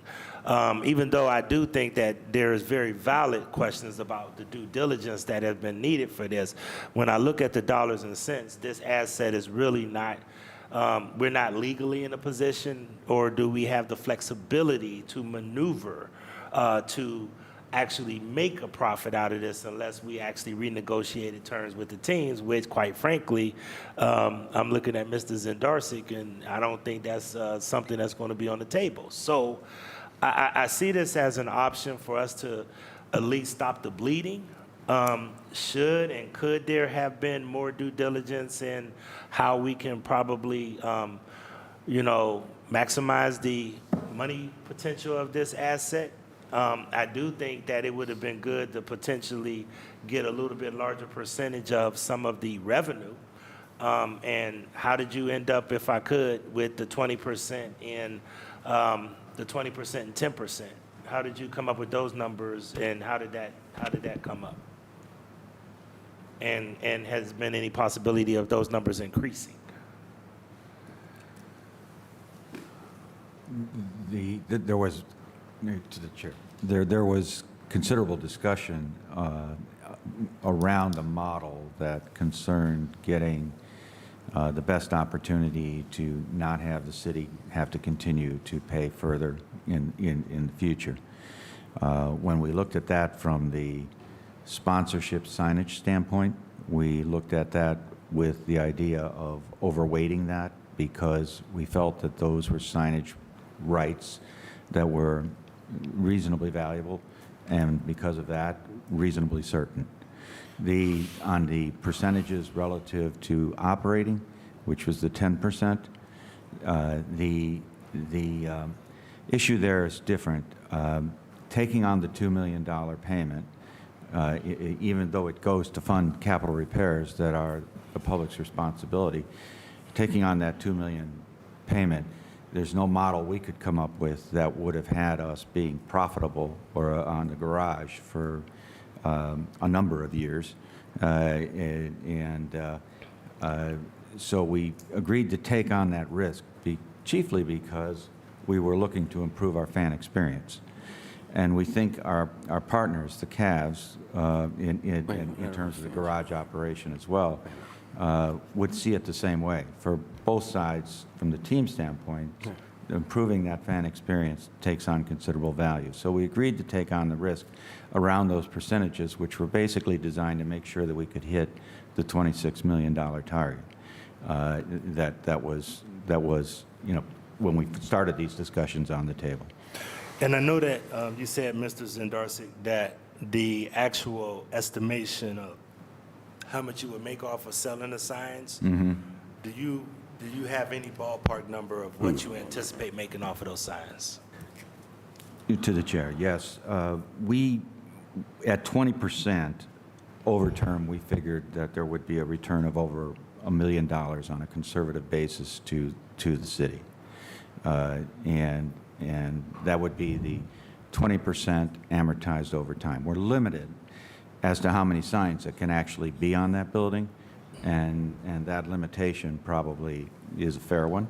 So approximately 130,000. Yes, yeah.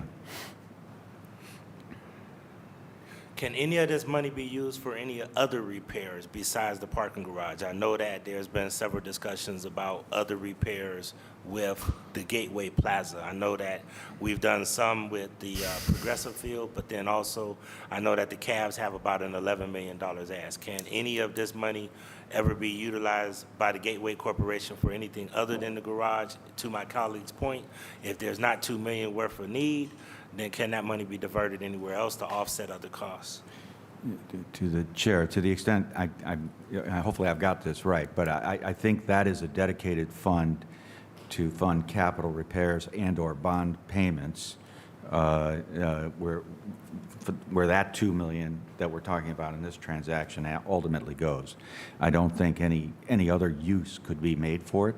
Only on the garage or the Gateway complex? That's what I'm trying to understand. Not even the garage or the Gateway complex. Okay, all right, that's what I just wanted to understand. Only to the ballpark and only for the debt service on the bonds, which is approximately $10 million a year. As you see, there's some concerns with some of the colleagues around the table. I tend to believe that this is budget neutral, and to Councilman Polinsik's point, I think this is decisions that past councils made that really it kind of saddles us around profitability. I agree with Councilman Hairston that I'm never a big fan of selling city assets, but if we're doing it for the golf course, we're doing it for some of these other city assets, then I don't see why we should be continue to hit our general fund for to the tune of $800 to $1 million a year that we're losing to subsidize this facility. That's what actually is weighing into my conversation on this.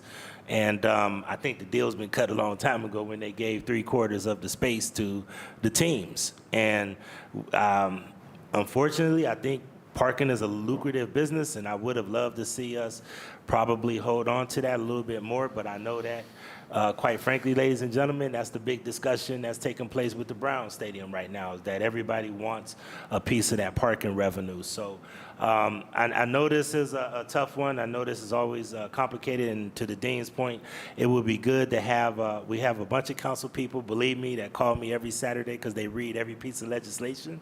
So it would be good to have more information than less, but in the information that I've looked at, I'm comfortable with this as amended. I would, because there are some concerns out there, I would like to make sure we do a roll call. Mr. Chairman. If you could, Councilman I Pelisi. just had a point of information, if I may. On the, go back to the director's comments. We are, in essence, selling the facility to the Port Authority, correct?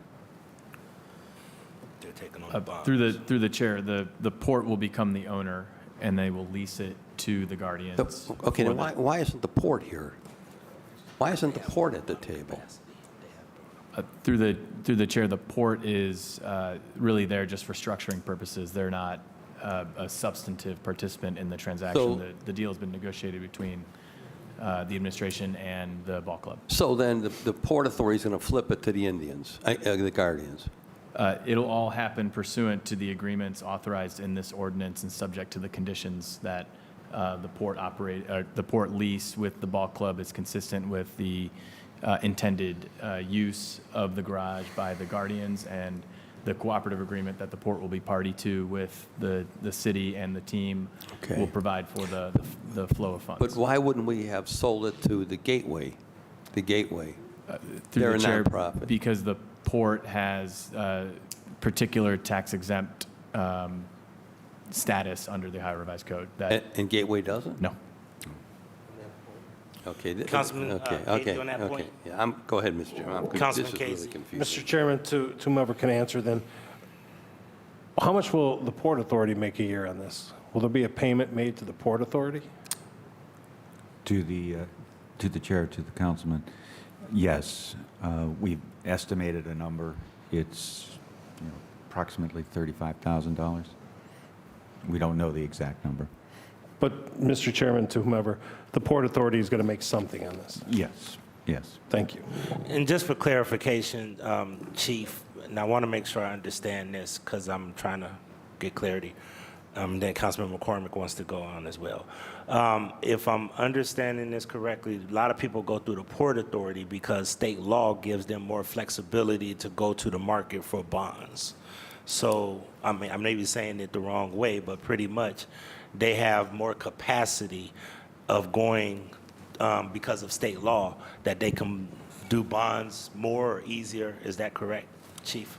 Through the chair, yes, and that is a frequent reason why folks will partner with the Port Authority on economic development projects, and that could be a component of this in the future. I think the real purpose here of including the port is to maintain the tax exempt status of the garage itself, which we enjoy as the operator.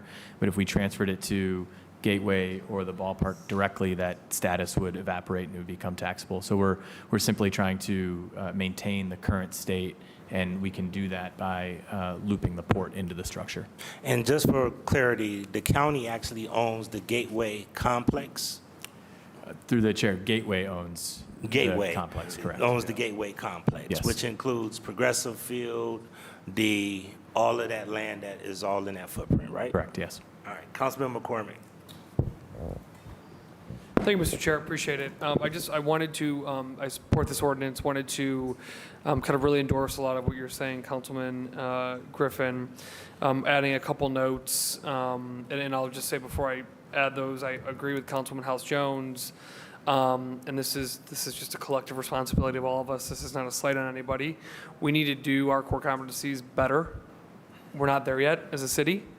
So I think about rec centers, parks, police, fire, EMS, trash. We really, really need to focus on those things. And again, Councilman House Jones really speaks well to this issue, and I agree with her completely. So in that context, Chair, I will just note a couple other things. Really good questions today.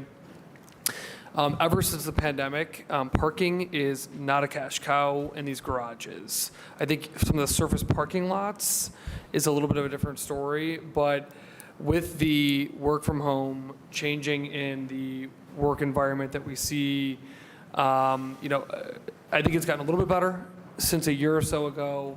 But these parking garages, former Chief of Staff Ken Silliman would say, we are never building a parking garage ever again. The city of Cleveland will never build a parking garage ever again.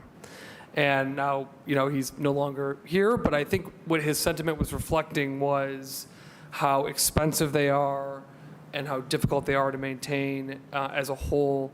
And so when we think about, the city of Cleveland, our core competencies, what we should be focusing on, where we should be investing our dollars, obviously a parking garage is not the highest and best use for our taxpayer residents' dollars to go into. And I think about, again, the vulnerability of the need for parking in not just Cleveland, but every downtown across America is having the same conversation.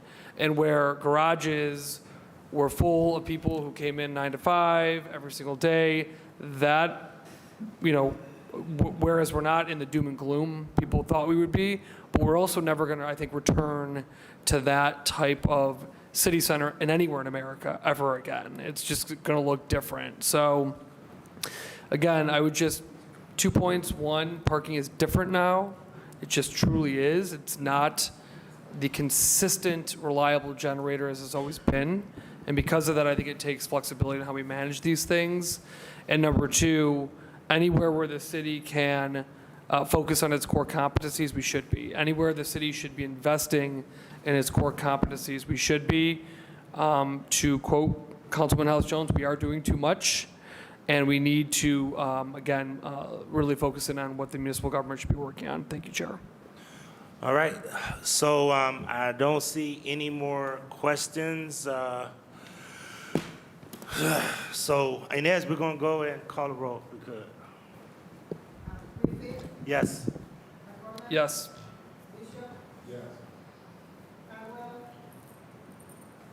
Yes. No. No. Santana, Spencer? Yes. 5 yeas, 2 nays. Thank you. Therefore, ordinance number 553-2024 as amended stands approved. I would tell you, Director, I think there's going to be other things that come up that if we could make sure that we have appraisals and other things, because it will at least help us answer some of these questions on other things in the future, okay? Yeah. Thank you, guys. So ordinance number 553-2024 as amended stands approved. Please sign on. Thank you.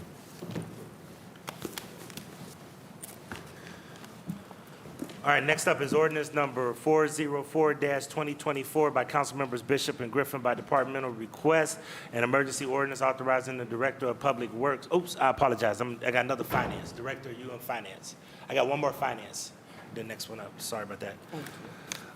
This is ordinance number 545-2024 by council member Griffin by departmental request, an emergency ordinance to amend Section 3 of Ordinance Number 905.2022 and Section 3 of Ordinance Number 906-2022, passed September 19, 2022, relating to allocating a portion of the city's local coronavirus fiscal recovery funds for the agreements with Child Care Resource Center of Cuyahoga County, DBA Starting Point, to assist with the Early Childhood Recovery Initiative. Director-in-Chief, or Chiefs. Thank you, Chairman, and thank you, council members. This is specifically for the funds that were allocated to Starting Point to support the 2 ARPA-based programs, one for family scholarships, the other for teacher retention bonuses. The document that you have in front of you gives you a sense of actually how well this programming has been going. This was figured out all the way back in September of 2022, and as Starting Point has made significant progress, they learned along the way that more dollars would be useful to support families with scholarships who needed to get back to work. And so the request is simply to move $500,000 from the funds that were allocated for staff bonus and retention to the Family Scholarship Program so that we can exceed the number of family scholarships we make available. Okay, so this is basically just making an cleaning something up, right? Yes, Council President. Okay. Any questions regarding Councilman Kerry McCormick? Thank you, Chair. Just so, Chief, to directly state it, this ordinance does not expand or reduce the original allocation of this program, correct? It just shuffles from within the program. Yes, Councilman McCormick. That Okay, is thank correct. you. Through the chief. Councilman Palencia? Thank you.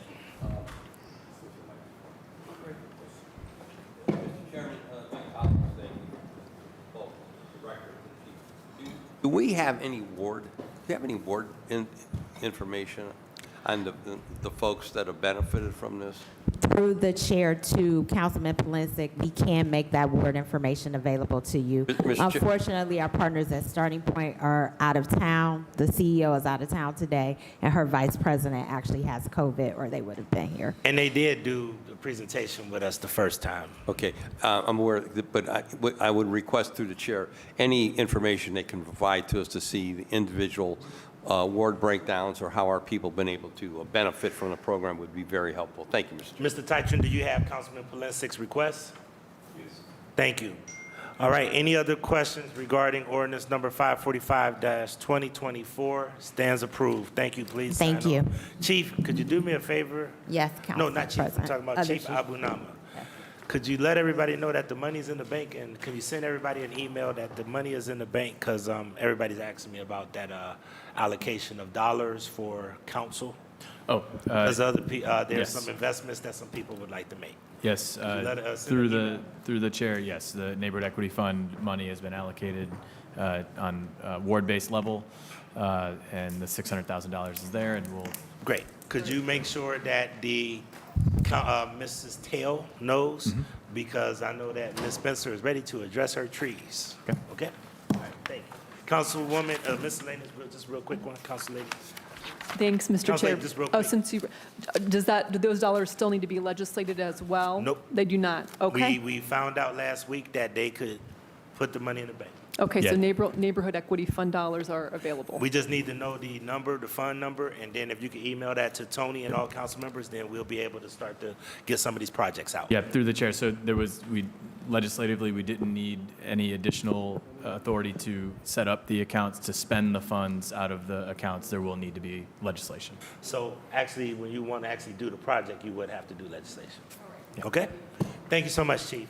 All right, next up is ordinance number 404-2024 by council members Bishop and Griffin by departmental request, an emergency ordinance authorizing the Director of Public Works to enter into a license agreement with the Convention and Visitors Bureau of Greater Cleveland, Inc., DBA Destination Cleveland, or its designee to install and maintain graphic art on city-owned property at 205 St. Clair Avenue for a period of 5 years, automatically renewing from year to year. And if I'm not mistaken, there's no cost to this? Or is there a minimal cost? No cost, Mr. Okay. Chairman. Please proceed, Ms. DeGenero. Thank you. So Destination Cleveland is on a mission to place vinyl-wrapped artwork, graphics, wayfinding, and the like in alleyways in downtown Cleveland to create connections, to improve the pedestrian experience, and generally just improve the experience for residents, businesses, and visitors to Cleveland. As part of the initiative, Destination Cleveland identified this alley as an ideal location for the artwork. There is a city-owned building, 205 St. Clair, that will have the vinyl wrap graphics installed on it. There's a heat process that's used. There's no damage to the building at all. It's a masonry building, and the vinyl wrap is safe for the masonry. In addition, Destination Cleveland will apply some non-slip paint on the alley that's related to the artwork. And that's subject to a permit. The artwork on the building will be subject to a license that is issued by the Director of Public Works for it'll renew from year to year for a period of up to 5 years. After the artwork is removed, Destination Cleveland will restore the area to its original condition. And we've spoken to Councilman McCormick, and he has seen the design. Thank you. Thank you. And I'm sorry, I do have Alex Harnotes. Hernotes here from Destination Cleveland to answer any specific questions that you may have. Thank you. I'll start off with Councilman Bishop. Councilman Bishop, this was heard in Municipal Services. Do you have any comments? Yes, Mr. Chairman, we fully vetted this morning, and we fully recommend it for passage. Thank you. Councilman McCormick, this is Award 3. Thank you, Chair. I believe this was also chair to the commissioner passed by the Planning Commission. Is that correct? Correct. Just to put that footnote. Fully support this, Councilman or Council President, to whoever at the city. 205 is really bare out front. Is there a way to do like planters or something to just, City Hall's got our planters and our flowers and it looks great, and 205 is really bare. To the councilman through the chair, are you talking about The street St. Clair? side, like bike racks or any kind of planters, or is there any way just to affordably spruce up our city building there? We will look into that. Okay, Yeah. maybe we have something in the Public Works, like planters or something in. Through the chair, to the councilman, we can. I look into appreciate that. If Yeah. you wouldn't mind following up with me on Sure. that, thanks so much. Thank you so much. Any other questions regarding ordinance number 404-2024? Stands approved. Next up is ordinance number, thank you all so much. Thank you. Next up is ordinance number 407-2024 by council members Polinsik, Bishop, and Griffin by departmental request, an emergency ordinance authorizing the mayor and the commissioner of purchases and supplies to sell certain city-owned property no longer needed for the city's public use located at the southeast corner of Grovewood Avenue and East 164th Street to Greater Cleveland Habitat for Humanity or its designee for the purposes of future development. I believe Mr. Whitney is going to present. Yes, I will. We do have a presentation we presented at MSP this morning. I'm not sure if that's I have to available. go through most No of the worries. people in MSP. have Perfect. already been through it, and most of us know this. As long as Polinsik likes your project, and then we Beautiful. in a pretty good place. Commissioner, do you want to start? Yeah, sure. Thank you. So ordinance 407-2024 would authorize the Director of Public Works to sell city-owned property to Habitat for Humanity, Greater Cleveland Habitat for Humanity. They wish to purchase the property to it's a 1.7-acre former pool site located at the southeast corner of East 164th Street and Grovewood Avenue, and they wish to construct 10 single-family modular homes to be sold through their zero-interest affordable homeownership program. The land will be sold at appraised value of $65,000. The property is really surrounded by residential, and so construction on this site of an additional 10 new houses will kind of help to knit the community back together. In addition, Humphrey Park is located right across the street and provides over 25 acres of green space and is continuously being improved with additional amenities. There is also an indoor pool at Collinwood Athletic Center that stays open year-round, whereas this former pool had to close in the off-season. As you know, the city's engaged in a Park and Recs master plan, and that plan is intended to guide the city in meeting the needs of the community, providing amenities at parks, amenities that make sense, and determine an equitable investment strategy for parks. So based on preliminary recommendations from that plan, we determined that the old pool site is not recommended to be invested in the future. Rather, Humphrey Park is really the focus, and there are continued improvements at the park. In addition to Mr. Whitney, we've also got Joseph Gabbard, who is the Chief Strategy Officer for Habitat, to answer any additional questions that you might have. Yes, and I can just add, I think most of you know us here at Habitat. We're an affordable homeownership program. Everything we do is to provide affordable homeownership opportunities for people who otherwise wouldn't be able to purchase homes. We've been working in the greater Cleveland area since 1987. We sell homes at a 0% interest mortgage to qualified, hardworking families through our program.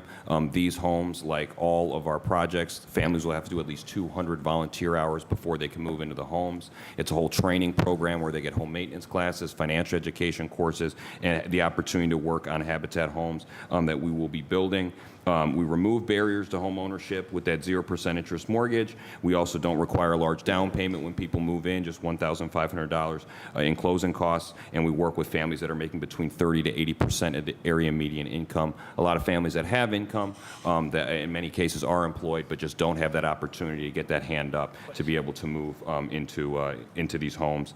And we also act as the lender, so we make sure that we size the mortgage towards what people can afford. We always make sure it's no more than 30% of their income at the time they move in. The average is a lot more like 20%, so a lot of times they're not spending anywhere near, even in some cases, what they were spending on rent beforehand.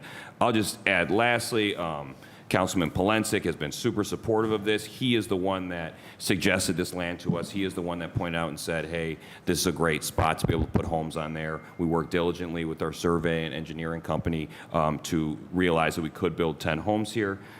We will be building 10 modular homes, the commissioner stated. These will be made off-site with Champion. They're a modular home builder that's been around for over 60 years. And we're working with a general contractor, Community Rebuilders LLC. That contractor does have experience in Cleveland with modular homes with the Fenwick Avenue project that was done a few years ago. It's 5 homes. These homes are 10 total, 1,351 square feet, 3-bed, 2-bath, 1.5-car garage, full basements, energy efficient heating and AC, as I said, full basement, and they're also made with an aging in place mindset with the ranch and other features. We work closely with council members, including Councilwoman Spencer, because we're going to be doing similar designs in her ward as well. That's the high-level overview. Please let us know if you have any additional questions. We appreciate the chance to be here. So just a couple of questions that I have, and I think a couple of my colleagues had the same question. So I understand selling lots, like for example, when I'm selling lots in a prime area, I'm going to sell them at market value.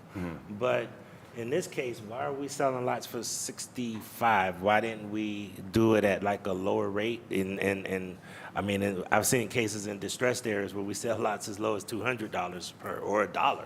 So I'm just trying to understand, how did we end up at that price of $65,000?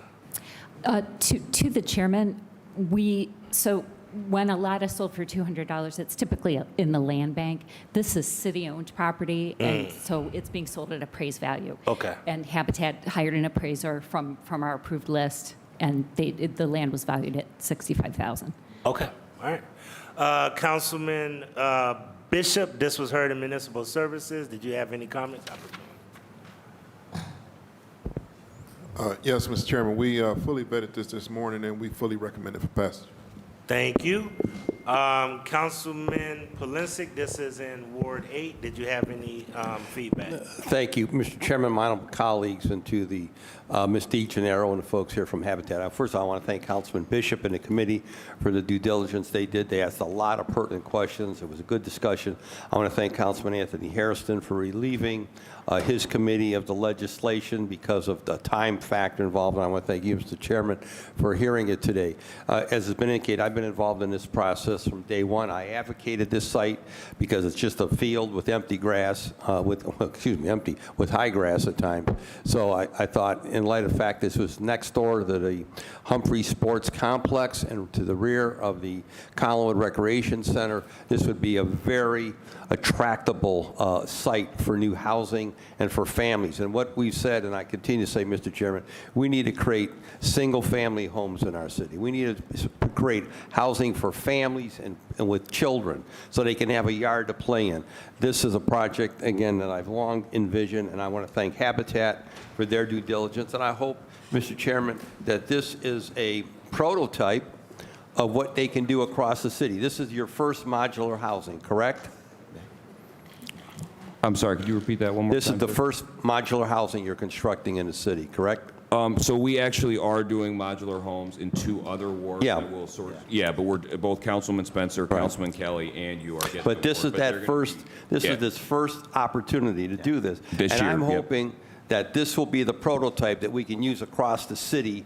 We need new housing, and we need quality housing, and we need to get it up fast. And that's what I'm long advocated for. It takes too long, and it's too costly to build conventionally. This is the type of housing we need, and I'm looking forward to it, and I hope the administration really gets behind this type of housing. And again, I want to thank Director DeRosa as well, who's not here. So, Mr. Chairman, to all at the table today, thank you for support on this, and I look forward to it going up very quickly. Thank you. Just to follow up and just to make sure that the listening audience and public knows, I want to thank all of you guys because this was a council-led initiative. And we used dollars, and you cobbled together dollars with Councilwoman Spencer, as well as Councilman Kelly, as well as Councilman Bishop and a couple of others to make sure that we have a model that is going to meet, I believe that they have a goal of, I forget how many houses you're trying to build, 400? Well, yeah, 400 home initiative over the next 5 years, which include home repairs as well as new homes and vacant home rehabs. But the legislation specifically that council passed through ARPA is 50 total homes across the 5 years. So I just want to commend and just remind everybody that council really picked up the mantle, and this was one of the key things that you guys said you wanted to build more homes, and that's when we made this investment based on the model that they've been using in several neighborhoods already. I think Councilman Casey and others. And as a former director, Habit says, Habitat is the best deal in town. And I think that you guys have seen more investment from this council than a long time. Absolutely. To the chair, I'd be ashamed of myself if I did not note these projects going on across 5 different wards would not be happening without the support of this body.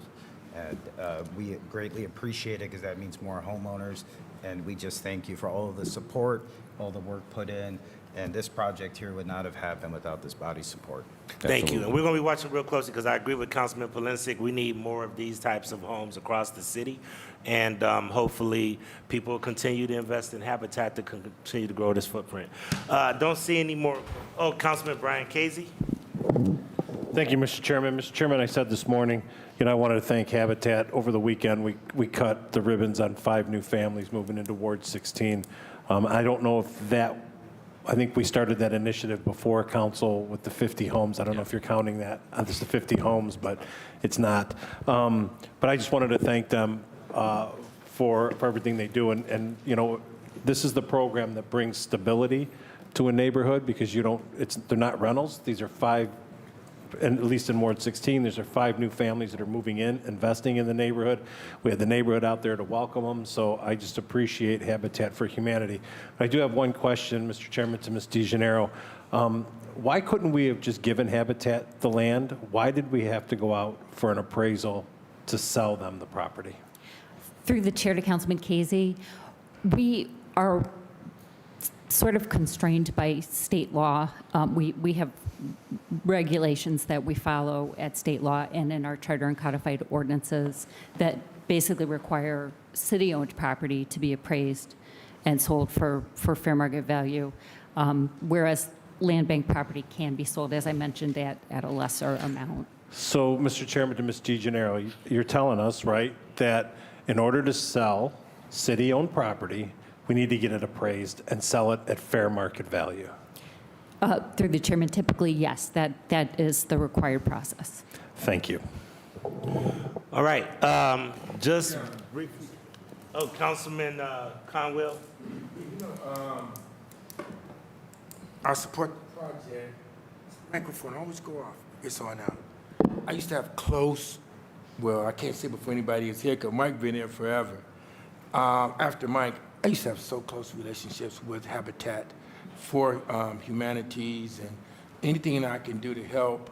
I'm not advocating just for, in my ward. You guys did matter of fact, a very, very, very, very, to the 10th power, good job in Ward 9 in Glenville. And, but I still want to have relationships back with you. I used to always help out to lobby for it just disappeared. I think it was a Jeff that was there at the time. Was the president of the organization or whatever. But I'm putting my hands out. I don't need anything. I mean, it would be nice to have some things in Glenville, but if it benefits the entire city, I'm there. So I'm letting you know I'll come in, I'll help.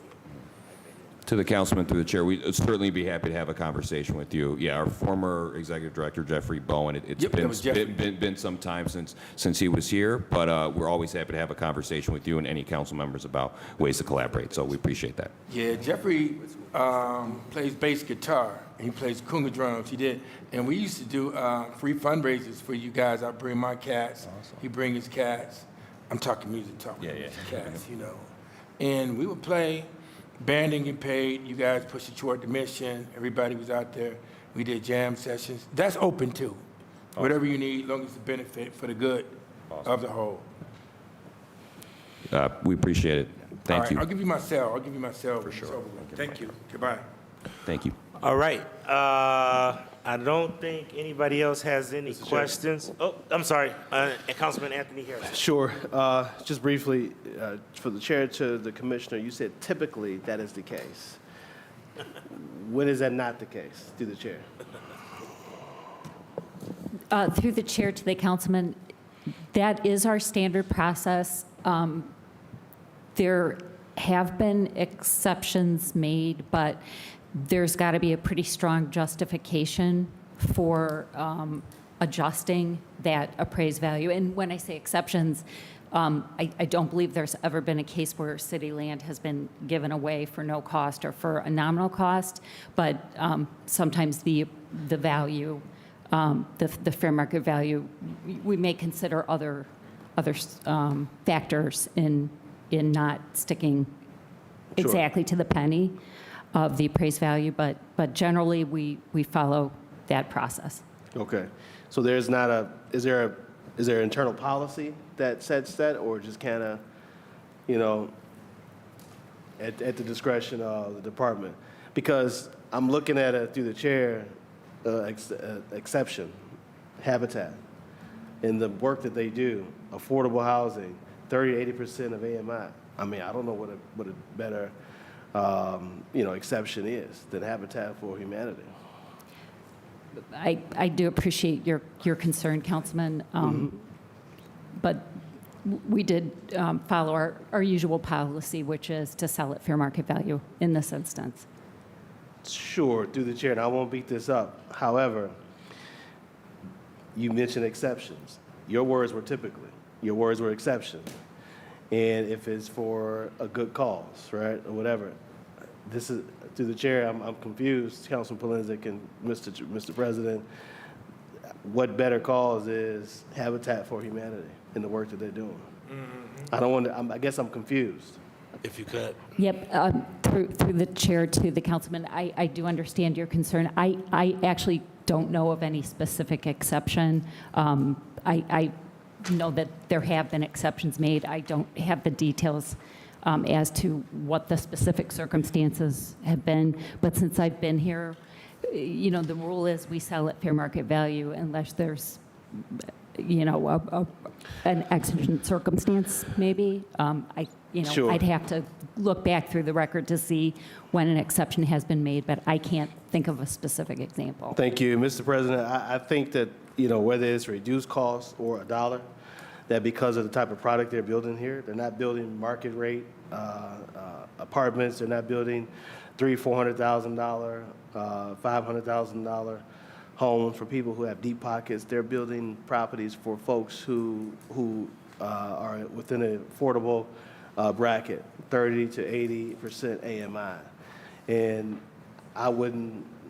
I can't think of any other or a better exception why we should not be supporting this type of work in the city of Cleveland and not charge. That $60,000 could be what, $66,000, whatever it is, can go to something else. That can go to one of their utility hookups, right? That can be put in the pockets of a minority contractor, small business owner who maybe live in that neighborhood or you know, who's in the city of Cleveland. I just think there's a better. We don't need. What are we going to do with $60,000?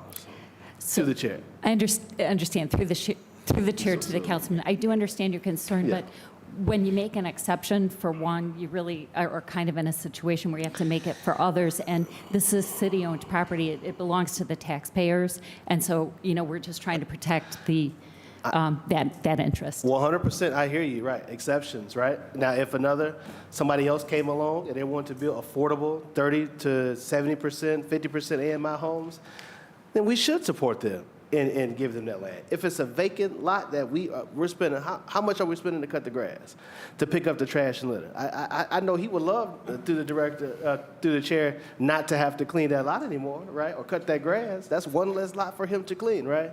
If we want to move our city forward, and we talk about increasing our population, we talk about supporting the people who are doing the good work, right? These are people who are doing the good work. We should not be charging them $60,000 for this lot. They're building affordable homes. They're not building homes for people who have deep pockets. These folks, I mean, it's the complete opposite, right? They have to do work in order to get the house. Like, people are going to be engaged in this process from building the home, down to signing a mortgage note. So, Mr. Chair, I don't know whether we can amend this ordinance and not require a dollar amount. I know that's a policy of the department. If this body sees fit to amend the ordinance and not charge them for this fee or charge them a dollar fee for this, I would like to do that if that's possible. I hear you, Commissioner. You do great work. Let me just say that. You do great work. And I know that, you do a lot of things, right? You make a lot of mountains move. I would, in this particular case, and if there were other affordable developers who came to us and wanted to build affordable units like these or others across the city, then we need to find ways to support them. We find many ways to do a lot of things around here in 601, but it seems like those who need it the most, that we often, find issues and ways to not truly support them. So, that's my stance. I'm sure the Council President or Councilman Polensek will weigh in, but, I'm concerned, right? And lastly, through the chair, you said by our ordinance. So our ordinance requires that we follow the state and charge a fair market value. So if we amend that ordinance, then that would not be the factor anymore, except for being an internal policy decision. Through the chair to the councilman, I understand your concern. For land bank properties, I want to emphasize, of which we own many, many land bank properties, they are sold for a flat rate, typically for this type of use. And, we make a distinction between city-owned versus land bank-owned properties. Typically, we've had a number of affordable projects recently where developers are constructing on land bank properties, and so they don't have the acquisition cost. I do understand your concern, but that's the distinction. So it's land bank owned versus city owned. But it's still City of Cleveland, though. It's whether it's administered by a certain department and a program attached to a program, right? Versus it is City of Cleveland and it's just out on the streets, right? Through the chair. No difference. Through the chair, yeah, if it's city-owned and had a former city use on it, it's considered city-owned. Land bank properties get into the land bank via tax foreclosure, so they're non-productive, and the state encourages municipalities to look for ways to reutilize those properties, and so that's why they're sold for a flat rate or below market versus city-owned property that may be needed in the future. The source of how the property is put into the land bank or not put into the land bank, for me, for this council person, is a non-starter. That doesn't matter to me, right? And I appreciate your response, because you're giving me what the policy is. But for me, that's a non-starter, whether with the source of how the property is or is not a part of the land bank, right? For me, it is the use of this lot. This lot is going to be 10 new homes in a community that desperately needs it on the east side of Cleveland, okay, that are affordable. We should be following the same policy that this gentleman, our director in the back at CD, has when supporting affordable projects in the city of Cleveland. It should be the same. So, to the chair, do we amend our ordinance to allow for the sale of properties that are not in the quote land bank, that are just city-owned property, to be sold in the same manner as we do our lots out of the land bank that are being used for affordable projects? And what I'm hearing is that I guess we need to, so that way, because it's our own code, our ordinances that is requiring this to be done this way. we should look at our ordinance because I too would like to reduce the price. That's why. Yeah, they shouldn't be paying But then I this. will tell you that there are other areas where there are developers who want stuff for free that I do believe we should have thing. Because I will tell you that Absolutely. I have a very large institution that, quite frankly, you know, I think they do pay market rate for certain things like that. But you're exactly right. And I do think we need to revisit our ordinance because that's what I wanted to understand. If we made the law, we need to change it. So Absolutely, and I agree. For profit, you're making money, you're a developer, absolutely, you need to pay your fair share, right? Right. But this is a nonprofit who's making no money, right? I mean, you make some dollars off of it to keep the lights on, right?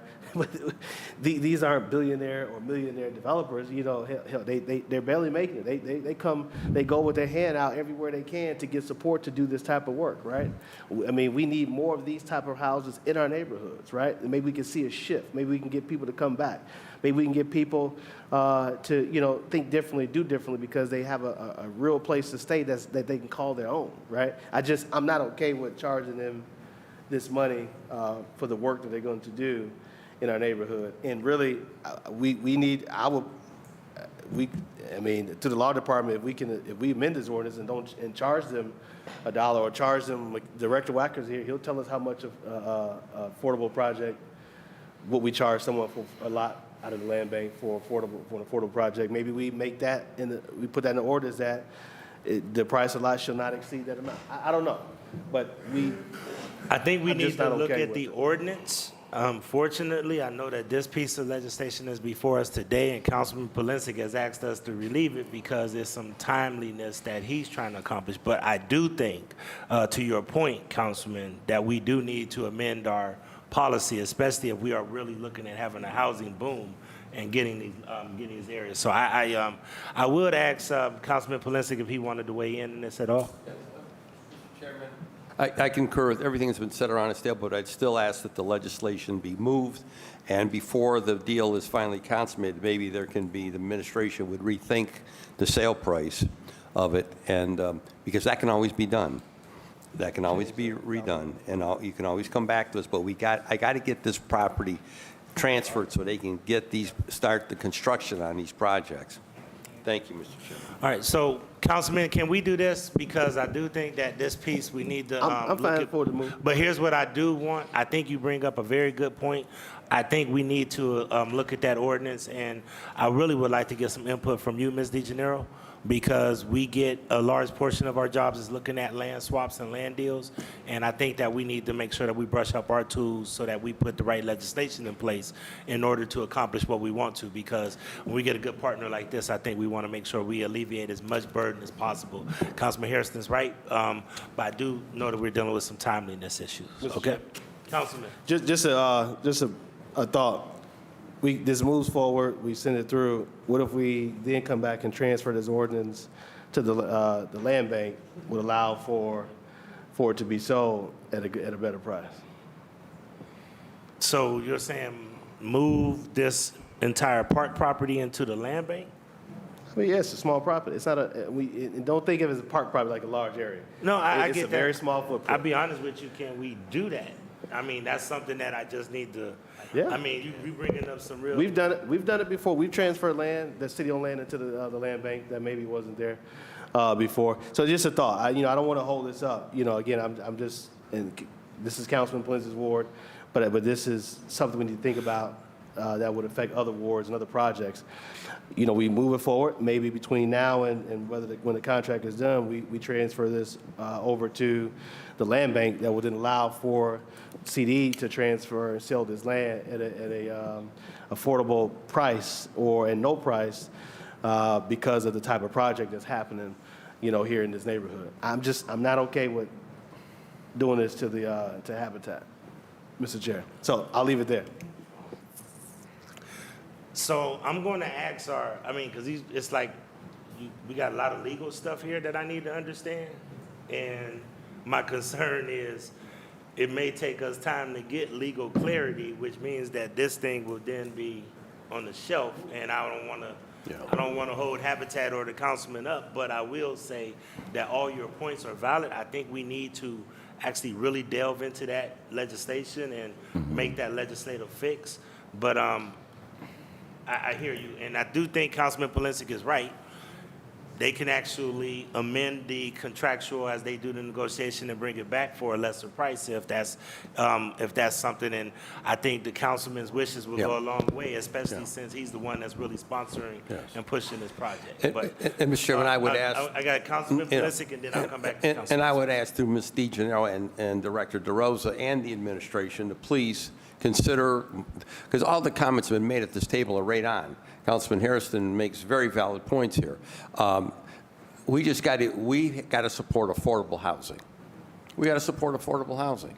And again, that's all I can tell you. We got to support it, and so I'm going to let the administration ponder on this and come back with some recommendations, and then at the same time, we can go down another path and look at the legislative authority that we have, and we can start making some changes. Thank you, Mr. Chairman. Thank you. So, Councilwoman Spencer? Thank you, Mr. Chair. I think this is an important conversation. I want to take advantage of having Habitat at the table to ask and confirm through the chair to our Habitat leaders here. So for the other lots that are being transferred to Habitat to build affordable housing, if they are city land bank lots, is there a determined sale price for those, not for the real estate owned property, but for the city land bank property? Seeking to understand that. To the councilwoman through the chair, all the city land bank lots that we have gotten in recent years, since I've been doing land bank acquisition since 2019, including some of these for the ARPA supported projects, are at $200 per lot. So that was included in yours as well. Our understanding through this process, of course, we wanted to acquire the land at the least expensive price possible. Based on the conversations that we had with MOCAP, we were told that based on the law of the state, there was no way to reduce the price. So we prioritized moving forward as quickly as possible. That's what we wanted to do, was move as quickly as we can. But of course, it's our desire, obviously, to get it at the least expensive price possible. Our understanding was that state law had some requirements. I don't want to pretend to know all the details legally about that, but that just provides some context. We did have quite a few conversations with MOCAP and with Councilman Polensek about seeing if there was any way to reduce the price. Our understanding was that due to state law it couldn't, so we just said let's continue to keep this ball moving, and that's where our head was at in this particular piece of land. But yes, historically, it's $200 per lot from the city land bank for pretty much our new construction projects, and the county land bank is, I believe, $100. So, thank you. And through the chair, I know we don't have the city land bank at the table to speak to their policies, but I think it's important to clarify. It's my understanding that if there is an entity seeking a city land bank lot for a market rate project, they are charged appraised value for a market rate.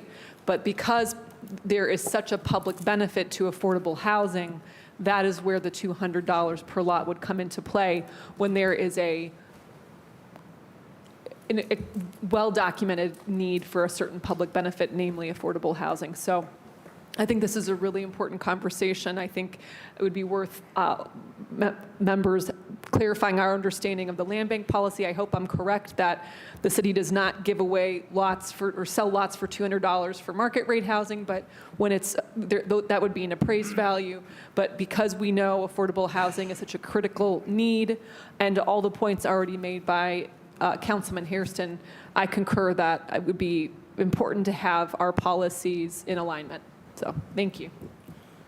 Okay, so looks like we have all the questions for 407-2024. Very good questions at the table. I'm going to ask if Councilman Hairston and some of his committee members can really look at this policy and figure out what we need to do with that, because I think you bring up some good points. Okay? Thank you, sir. All right, thank you. And that being said, ordinance number 407-2024 stands approved. Please sign on. And Ms. DeGennaro, please talk to Councilman Polensek, and please consider if there's a way to drop that price and what mechanisms we may be able to do, okay? Will do, Mr. Chairman. Thank you. Appreciate it. Thank you, everyone. Thank you. All right, I'm going to go to, this is what I call the lightning round. We're going to go into Public Works. We're getting a little bit up there in time. So ordinance number 405-2024 by Council Members Bishop and Griffin by departmental request, an emergency ordinance authorizing the purchase, by one or more requirement contracts of trees and labor materials needed for urban forestry services, including but not limited to maintaining and planting trees and removing stumps and tree waste materials for the Division of Park Maintenance and Properties, Department of Public Works, and the Department of Aging and Community Development for a period of 1 year with 1 year option to renew, exercisable by the Director of Public Works. And Madam Clerk, I apologize, I forgot, now that he's walked back in, on that last vote, 407-2024, please mark Councilman McCormick as a recusal. And he was out of the room when we took that vote. So he is not to be counted at 407-2024. Please use him as recused, okay? Thank you. Mr. Laird. Thank you. Thank you, Chair. For the sake of time, we are asking for permission to be able to go out. And this legislation is just for us to be able to go out and solicit contracts for tree planting, tree removal, and stump removal. So we did vet this out in MSP, but I did bring with me today, per request of MSP, we have Jennifer Kipp here. I also have Commissioner Toy Porch here to answer any questions related to this piece of legislation. So we know that this is very important, and welcome to the table, Ms. Porch, Ms. Kipp. Couple of things. What is the, I don't see, this is just going out for bid. To the chair, that's correct. Okay, but I do want to make sure that and I'm forced to make sure I remember everything. We did put about $1.7 million aside to do all of these activities. Am I correct? So we have, there's about about $1.7 million available Okay. for tree work. And I know that the Councilwoman and Councilman McCormick may have some questions, but you did say that this includes tree grinding, tree planting, all of the above. Yes, that's Okay, because I correct. know that was important to have a comprehensive way and not limit us Yes. in this process. And I know that they're going to have some questions for you. This is one of the tougher challenges about vacant lots where people have trees and they're falling on the properties where seniors are. I know you're doing with seniors, but what about adjacent properties that have branches that can potentially fall on a neighbor's property? I've been running into a lot of cases like that, and I know that there's aerial rights and everything else that people can cut straight up on their property line and all that. But who inspects for those kind of situations, and are we able to do that, especially if it's on vacant lots that's falling into private property? I'm going to let Commissioner or Manager Kipp respond to that question. All right, thanks. Through the chair to the chair. Yes, so it depends if it's a city-owned land bank lot. The Urban Forestry team took over tree inspections on all city-owned vacant lots in September of 2022.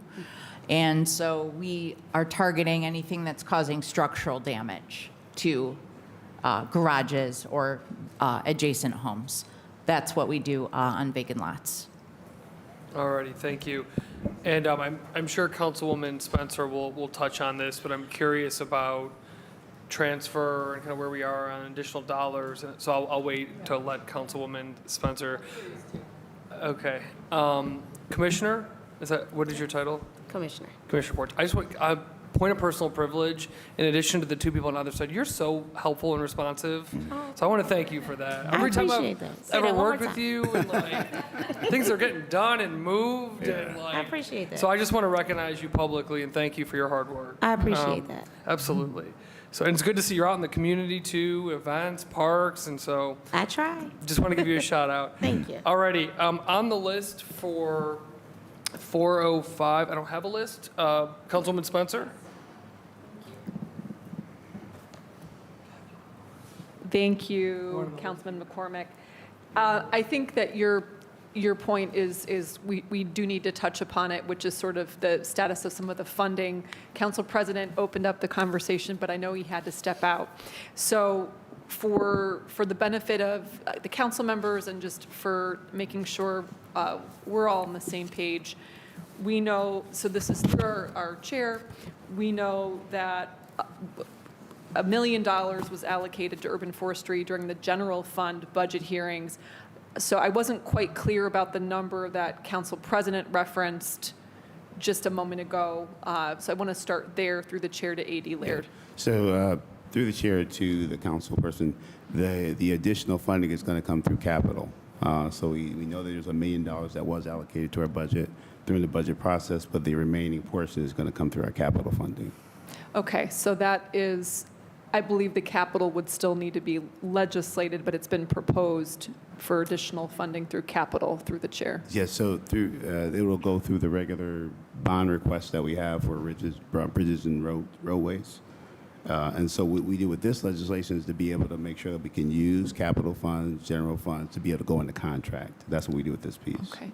And then Councilman McCormick was referencing, we had many discussions on this side of the table in reference to last year's transfer ordinance. We were hoping to allocate another $500,000 thereabouts for stump grinding specifically. Is that your recollection, Councilman McCormick?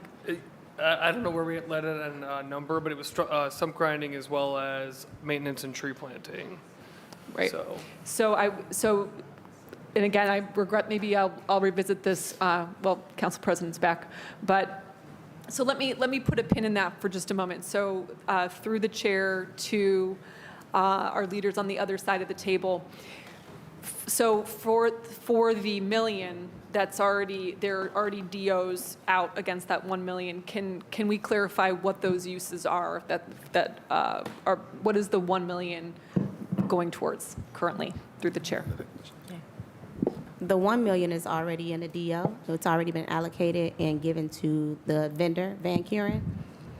And I believe it's almost gone. It's all removals. Yes, it's our removals. All removals, Mhm. okay. So we have spent $1 million on removals that were deemed to be critical because of risk to the Correct. public. Okay, so we've spent the 1 million on removals. We anticipate that additional dollars will come through the capital budget. So the question, Mr. Chair, right as you stepped out, was, do we anticipate additional dollars from the transfer ordinance? Specifically, members were interested in stump grinding, which is not, we were interested in being prescriptive about stump grinding only because it is, as a member of the Urban Forestry Commission, as I'm learning, it's really our obligation, our foresters' obligation to address risk in the forest. But stump grinding is something that our constituents inquire about specifically. Do we know if there's a status update on dollars that were to be added for urban forestry from the transfer So ordinance? there was supposed to be, and I got to be honest with you, Council Lady, I got to get, this is actually the finance director calling me.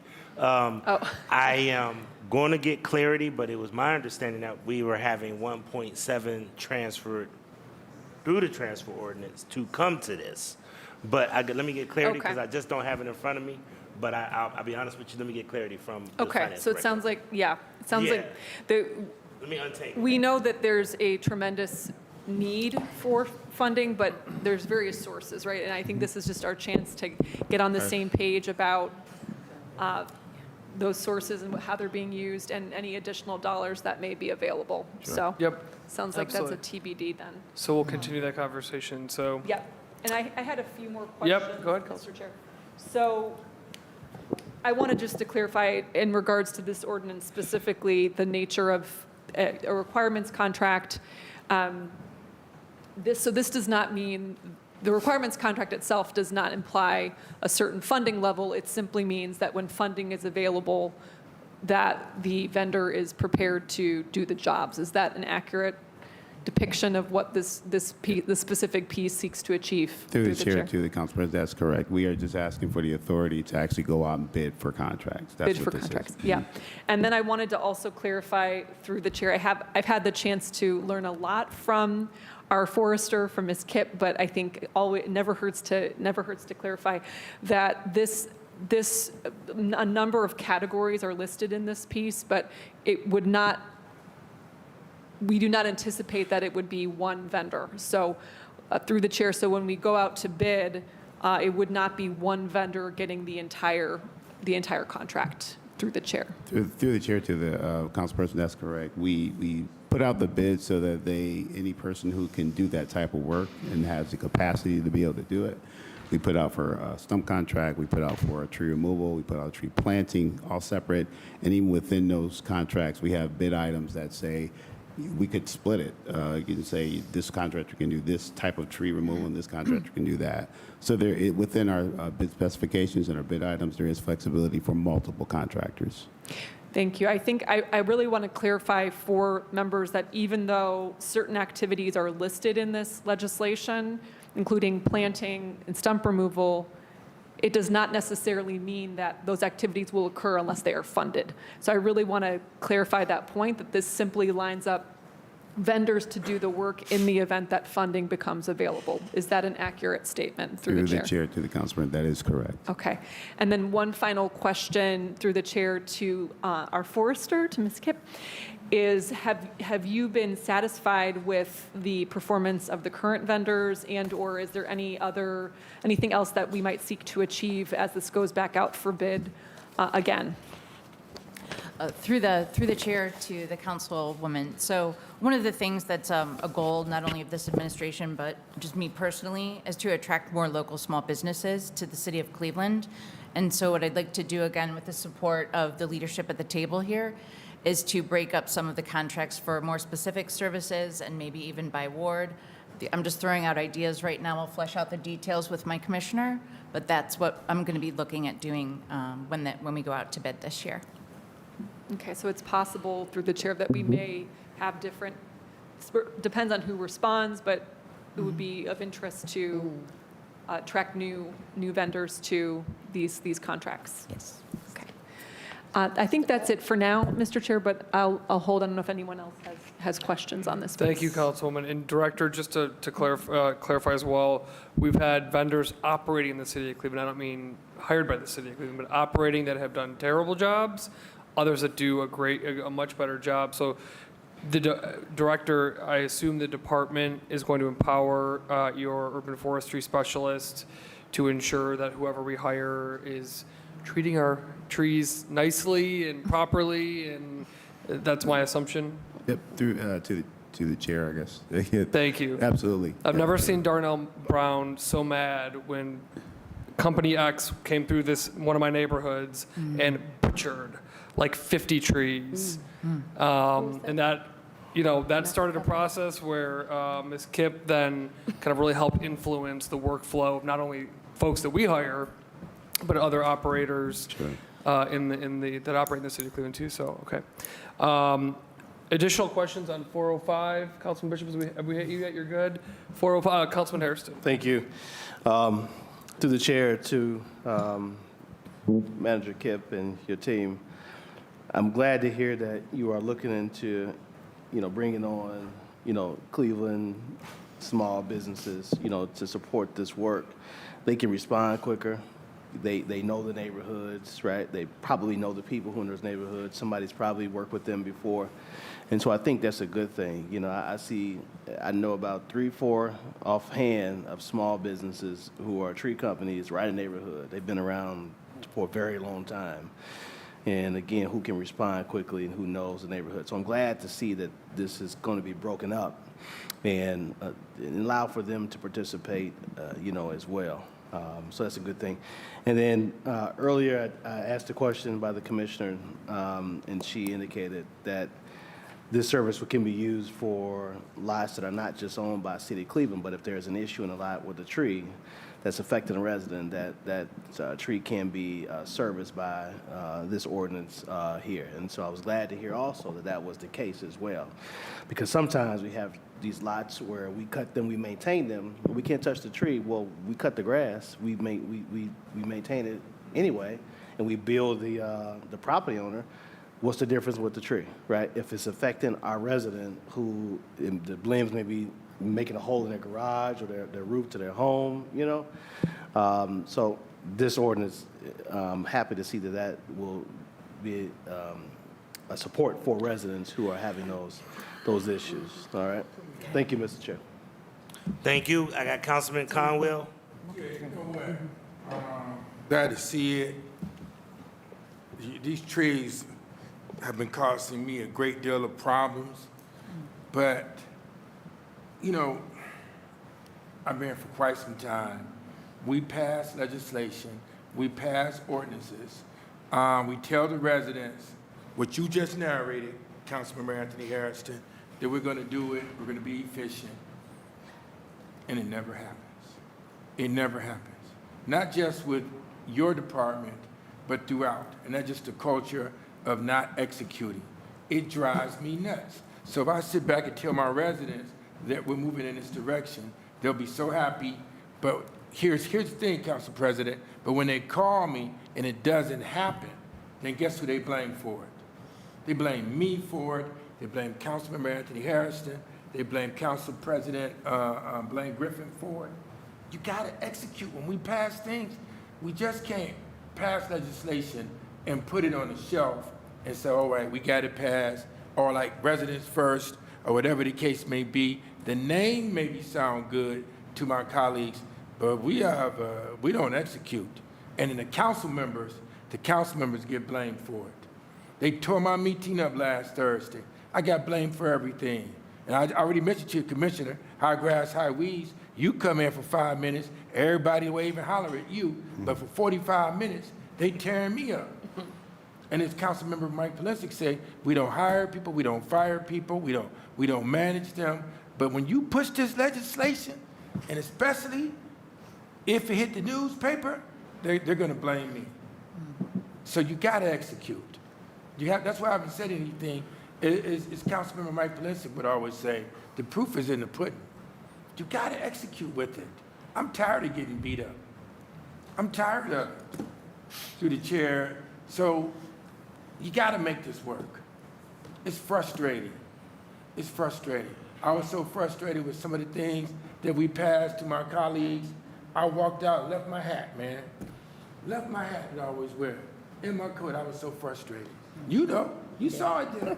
I was so frustrated. So when we pass things, we can't waste time here talking. Actions speak louder than words. That's all I have to say. Thank you very much. Thank you. I believe that is everyone. And I do have a clarification. 1 million, Councilwoman Spencer, was for 1 million was for the operating budget, and then there was supposed to be another 500,000 to 700,000 from carryover dollars. So I'm getting that verification, but that's how it was supposed to be. And that's what I understand. I just needed to make sure I got clarification. Thank you. And in addition, I believe the administration did propose dollars in the capital budget as well. Yes. So that is Yes. third, we hope a third source. Yeah, that's what I believe, all three of the above, if I'm not Okay. mistaken. Okay? Thank you. All right, I know that you are the resident tree watcher on council, so I want to make sure you got the right information, okay? Thank you all so much, and Ms. Thank you, Kipp, Council I do President. appreciate it. I'll be honest with you. I never knew how tough it was to manage trees until I got this job. This is like the hardest thing is managing trees because everybody, you got half of the city wants to just cut every one of them down, and you got half of the city that's like you better plant more. So it's your job is not easy, but thank you. Thank you, Council President. I appreciate that. Appreciate it. Thank you, everyone. One more question. It's just a question, real quick. Please go ahead. These bushes, I spend a lot of my own personal money. Let me turn this mic. I spend a lot of my own personal money on hedges and bushes, Council President. Yeah. And the residents, they don't want to hear it. They're already seeing grass 6 feet tall. But the hedges and the bushes, they'll tell you that it was accidents or they can't see around the hedges or bushes. Is it some kind of way that when there's an emergency, we go out and we survey the scene and we say that these hedges and bushes do need to get cut down? Because I'm tired of spending my own money just so I won't get beat up.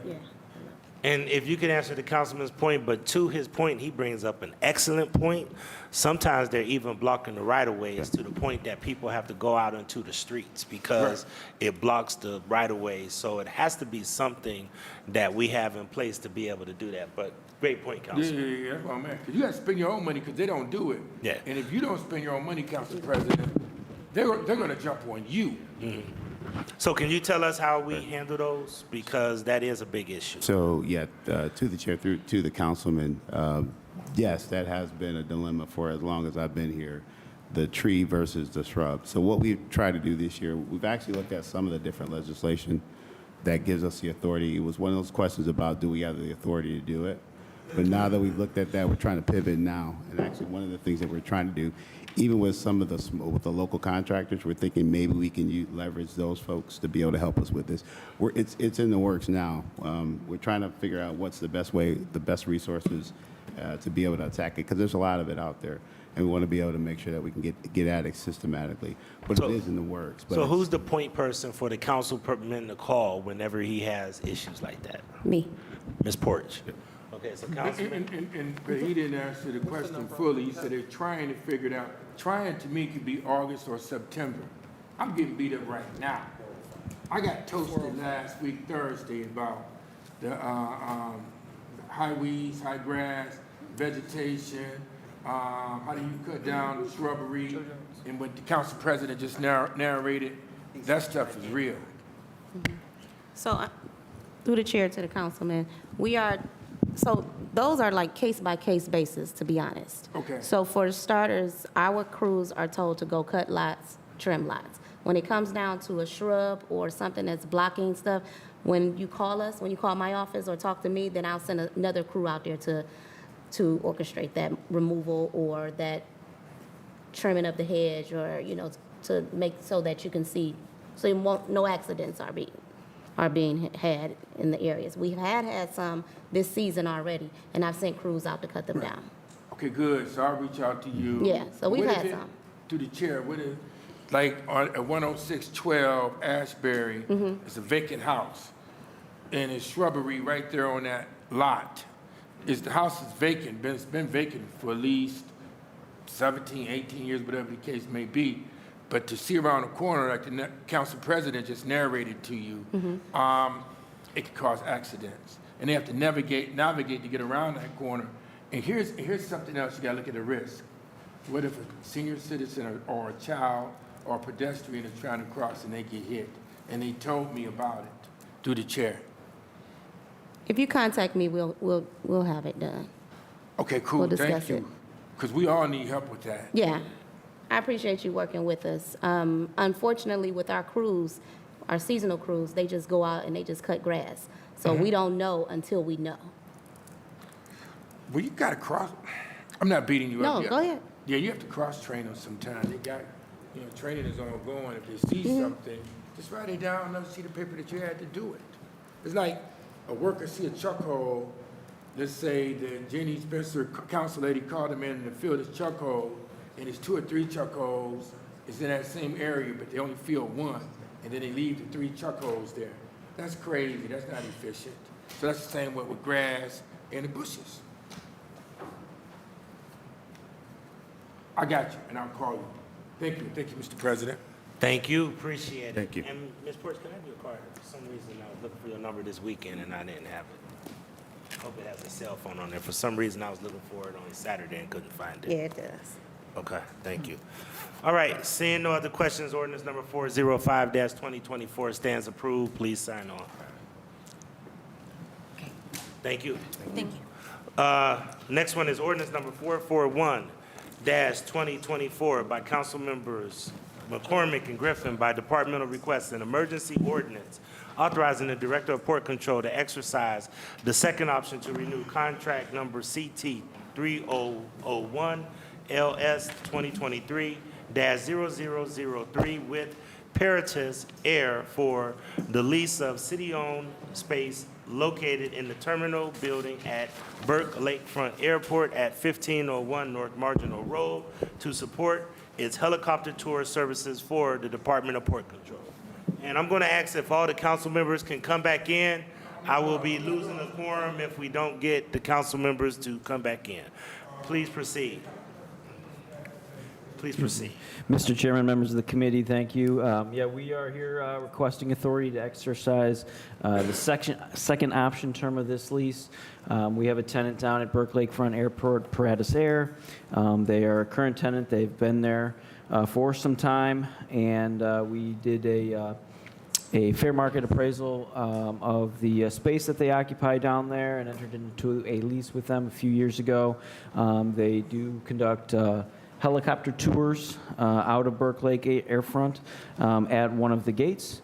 And we are here seeking approval to continue that relationship with them through exercising of their option term. We are satisfied with our relationship with them. We believe that they do provide a good service to the community through their tours. And requesting approval for exercising of the option. Thank you. We do have a quorum present, so Councilman McCormick. Thank you, Chair. Director, did you get the information over to Councilman Bishop that he was requesting? We did. The additional leases of various tenants at You got that all Burke, over to we him? sent it over. Did you send it to everybody? We did send it through Wonderful. to proper channels, so. Thank you. Then, Chair, 441 was reviewed and approved by Transportation Mobility. Thank you so much. Therefore, 441-2024 stands approved. Please sign on. Thank you. Thank you. Next up, safety. Ordinance number 477-2024 by Councilmembers Polinsik and Griffin by departmental request, an emergency ordinance authorizing the purchase by one or more requirement contracts of various pharmaceuticals, medical supplies, and medical equipment for the Division of Emergency Medical Service, Department of Public Safety for a period of 1 year with 2 one-year options to renew, exercisable by the Director of Public Safety. Assistant Director? Assistant Director. Okay. Please proceed. Assistant Director Carlton. Hi, Council President. On behalf of Director Drummond, who I'm here for today, if approved by Council, Ordinance 477-2024 would authorize the Director of Public Safety to enter into one or more requirement contracts for medical supplies, medical equipment, and pharmaceuticals for the Division of Emergency Medical Service, Department of Public Safety. This will be for a term of 1 year with 2 one-year options to renew, exercisable by the Director of Public Safety. The medical supplies, medical equipment, and pharmaceuticals will be funded through the EMS General Fund operating budget, and it covers medical supplies for obviously the Division of Emergency Medical Service, but also for the Divisions of Fire and Police. Thank you. Councilman Polinsik. Thank you, Mr. Chairman, my colleague.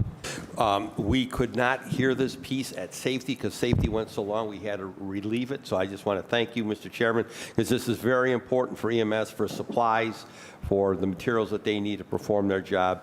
And you and I both attended an EMS ceremony today, so we know how important is EMS delivery of services to our citizens. So I wholeheartedly support the piece of legislation. Thank you.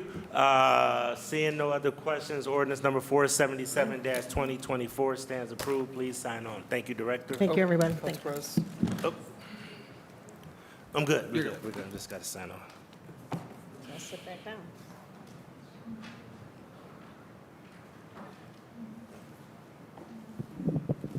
All right, capital projects.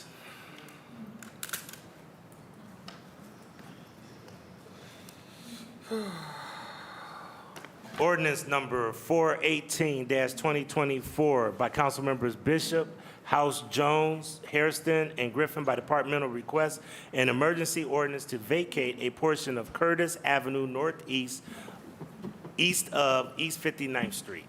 Director. Hello, Mr. Chairman. So Curtis is part of the Magnet campus right now. And so Magnet put in a request to vacate the street. This is the third part of a 3-part process to vacate streets. And so this would allow us to move forward with the street vacation. Thank you. This is supported by Councilwoman House Jones. Councilman Hairston, did you have any comments? No comments. Past the committee, folks were, Bishop. not folks, but committee were in support of the ordinance. Thank you. All right, thank you. Councilman Bishop, this was heard in Municipal Services. Yes, Mr. Chairman, we fully support this passage. All right, seeing no other questions, ordinance number 418-2024 stands approved. Now we'll go to, yes? Yeah, miscellaneous. I got one more piece and then the miscellaneous. I got one more piece I was for going to ask him a capital. question real I quick. got one more piece for capital.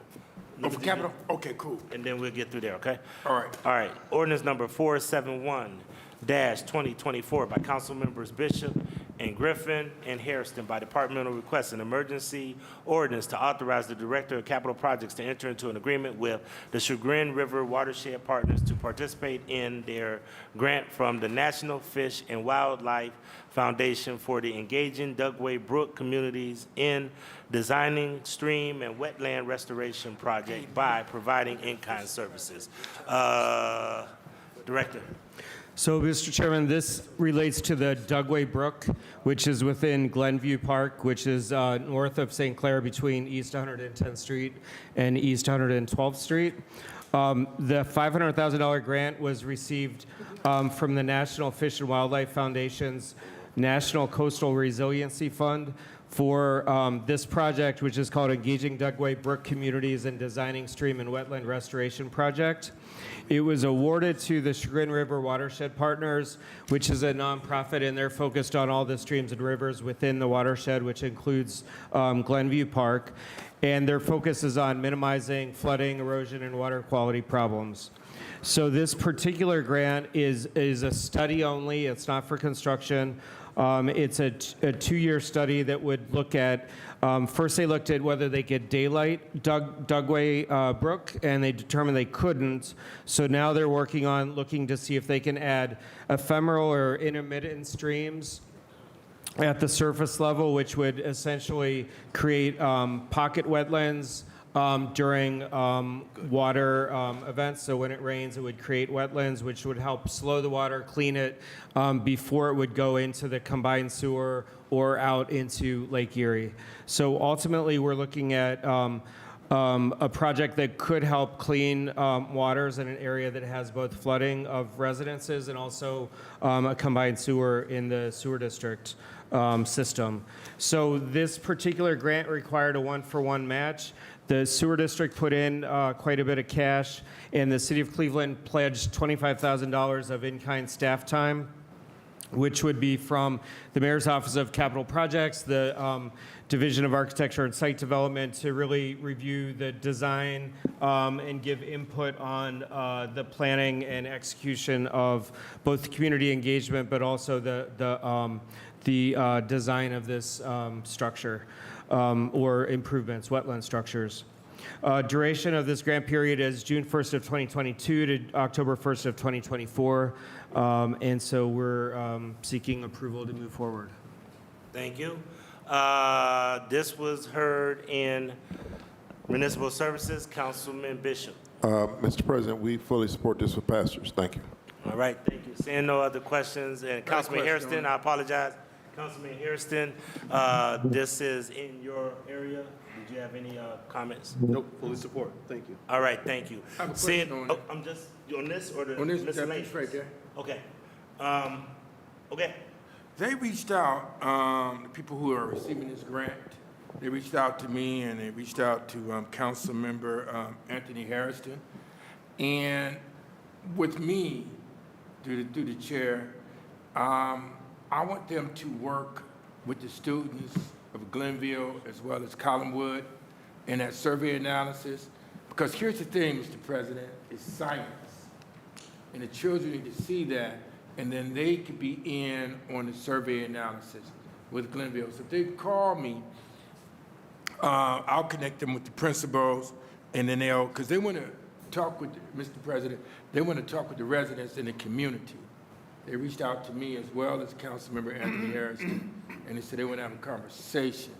But I want the children to see it, because there's a lot of, children can learn about science, biology, whatever the case may be, and if that pond is there, whatever the case, they're able to go over there on an ongoing basis to study it. But if you develop it and they're not included, well, that's not good. So that's why I want them to do that. And you through the chair, you still have my cell, right? Through the chairman, yes, sir, I do. Yeah, so just- I could have the team. I'll talk to my project manager, and we'll talk to the team about giving you a call, and we'll figure out how to connect them with the high school. Yeah, and I'll talk with the principal, and we will move it forward. Children need to see that. They need to be a part of it so they can know about the planting of trees like Council Lady Jenny Spencer and all those things. That's important. Thank you very much. Thank you, Mr. President. Thank you, Councilman. Seeing no other questions, ordinance number 471-2024 stands approved. Next up is community development. Mr. Wackers, if you could join us at the table. Ordinance number 369-2024 as amended. Yes, thank you, Council President, members of the board. Let me make sure I read it into the record. Ordinance number 369-2024, as amended by Council Members Hairston and Griffin by departmental request, as well as McCormick, House Jones, and Starr. An emergency ordinance to amend Section 3 of Ordinance Number 531-2021, passed August 18, 2021, relating to accepting funding from the United States Treasury Department for purposes of implementing the Emergency Rental Assistance Program established under the American Rescue Plan Act of 2021 and authorizing contracts to implement. And the amendment states as follows: there is no legal objection to this legislation if amended as follows. In number 1, in the title, line 3, after 2021, strike the comma and insert. And 2, supplement the ordinance by adding new sections 3A and 3B. Number 2, in section 1, at amended section 3, line 3, strike various entities, and in line 5, at the end, insert RQS 8006 RL 2024-43. Number 3, insert new section 3 to read as follows. Section 3, that ordinance number 531-2021 passed August 18, 2021 is supplemented by adding new sections 3A and 3B to read as follows. Section 3A, that Director of Community Development shall provide all members of council a quarterly report detailing how funds were spent. Section 3B, that any notice sent to residents who are receiving assistance under this ordinance shall include a provision that the assistance is provided through a partnership with the City of Cleveland, Cleveland City Council, and the Biden-Harris administration. And number 4, renumbering existing Section 3 to new Section 4, date 5/10/24, signed Jonathan McGorry, Assistant Director of Law. Mr. Wackers. Thank you, Council President, members of the committee. This is an amendment to a previous ordinance to allow us to contract and expend emergency rental assistance funds with CMHA after CHN has stepped out of the picture. This was discussed at DPNS as well as last week's Finance Committee.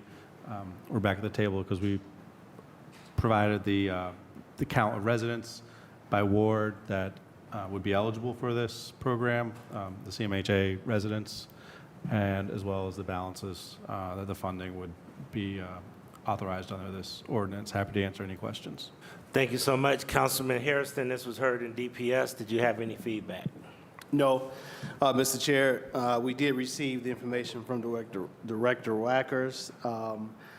Staff, Joe's back, but Brooke, you're not Brooke over there, Joe. Brooke Saban did get the information out to all of council with the response from Director Wackers. Fully supportive. Thank you. Thank you.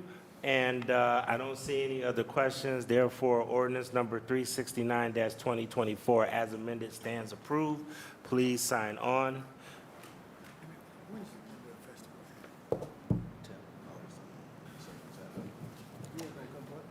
Next up is ordinance number 370-2024 by Council Members Hairston and Griffin by departmental request. An emergency ordinance to amend the first whereas clause of section 1 of ordinance number 1253-2019, passed October 19, 2019, repeal the third whereas clause and supplement the ordinance by adding new section 1A relating to authorizing the Director of Community Development to be a co-applicant and co-grantee with Cuyahoga Metropolitan Housing Authority, which will allow CMHA to accept HUD funding to implement the Choice Neighborhoods Implementation Grant. Director, please proceed. Yes, thank you. So this is an amendment to previous authorized ordinance. The city is a co-applicant for the Woodhill Choice project. and was previously awarded $35 million for that revisioning of public housing in the Wood Hill neighborhood. They were successful in obtaining another $10 million grant, but when the law department reviewed our authorizations, we are required to sign because we're a co-applicant, but we are not authorized to approve the $10 million. So this is really a procedural process. There's no cost to the city. The city's not putting up any further match beyond what it's doing for the $35 million. And CMHA has been patiently waiting for us to amend this so that we can accept the funding formally. Thank you. This was relieved by Councilman Hairston, and of course, we all know that Wood Hill Choice is something in Ward 6, so I'm extremely supportive of this and ask my colleagues to support this. Any questions regarding ordinance number 370-2024?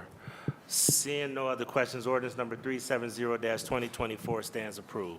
Thank you. Thank you, and you got all dressed up today, and Councilman Casey wasn't here to welcome you. See you later, Assistant Director. All right. All right. Okay, ordinance number, this would be for consideration for passage this evening. If the director and Ms. Wells and the rest of the team could join us at the table. They're asking to intro and pass this evening. This is pretty forthright.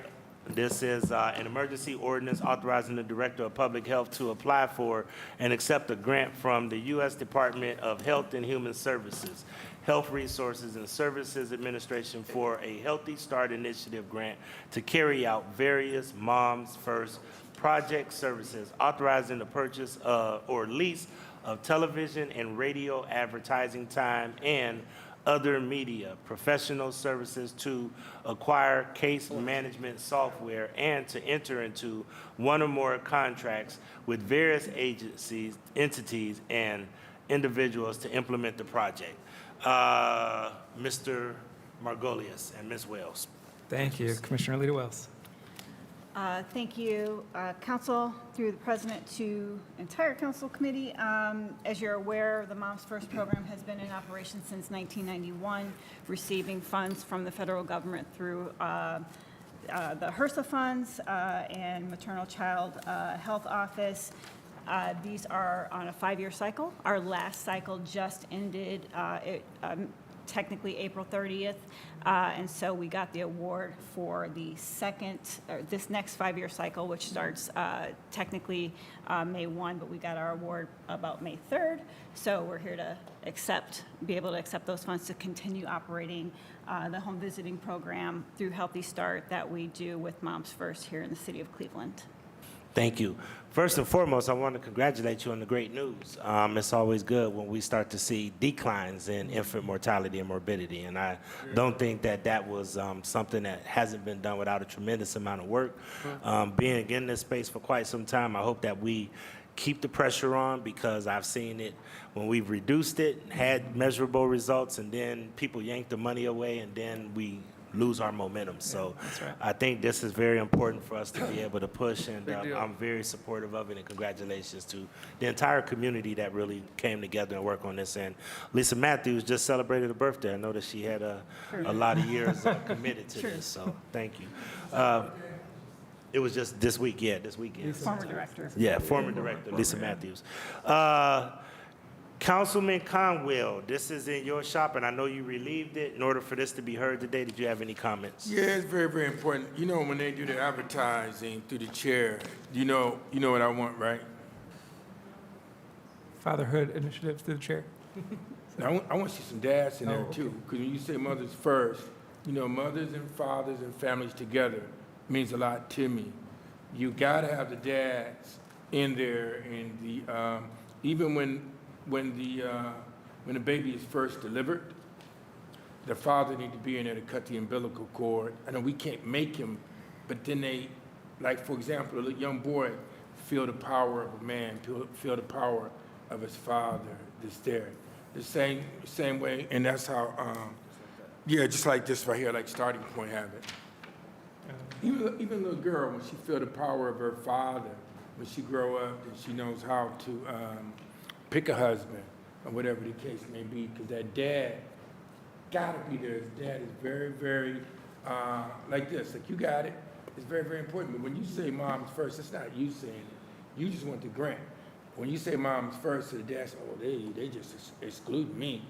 They excluded me, but you gotta have them in there. And even in an advertisement like this, like Councilmember Harrison just gave to me, you need that. So when you look at 3/4, Mr. President, you know 3/4 of the head of the household, especially in the African-American community, is not fathers. They ran them out. So government, that's the unintended law of consequences. Unintended law of consequences. We could pass the grant, but we could send out something to implement the intention. The policy intention can be totally different than what we're trying to achieve. So you gotta have that dad there. That's my conclusion. That's where I'm at. Thank you through the chair to Councilman. I think you're well aware that we do have a fatherhood component to this program that is very strong, and every mom that enrolls is encouraged to make sure that the baby's father is able to enroll. Dads can enroll on their own. Mom doesn't have to be part of the program. Right. They don't have to be together for dads to receive the services, and we have a very strong fatherhood component that we're very proud of. And we also make sure that this is a very integrated effort with all of our service agencies that are providing the service across the city to make sure that we're giving equal footing and equal services to dads and moms and the rest of the family, because don't forget, there is an entire family that are supporting this new life. That's why I so- said together. I said For mothers, sure. fathers, and families together Of course. for the good of the whole.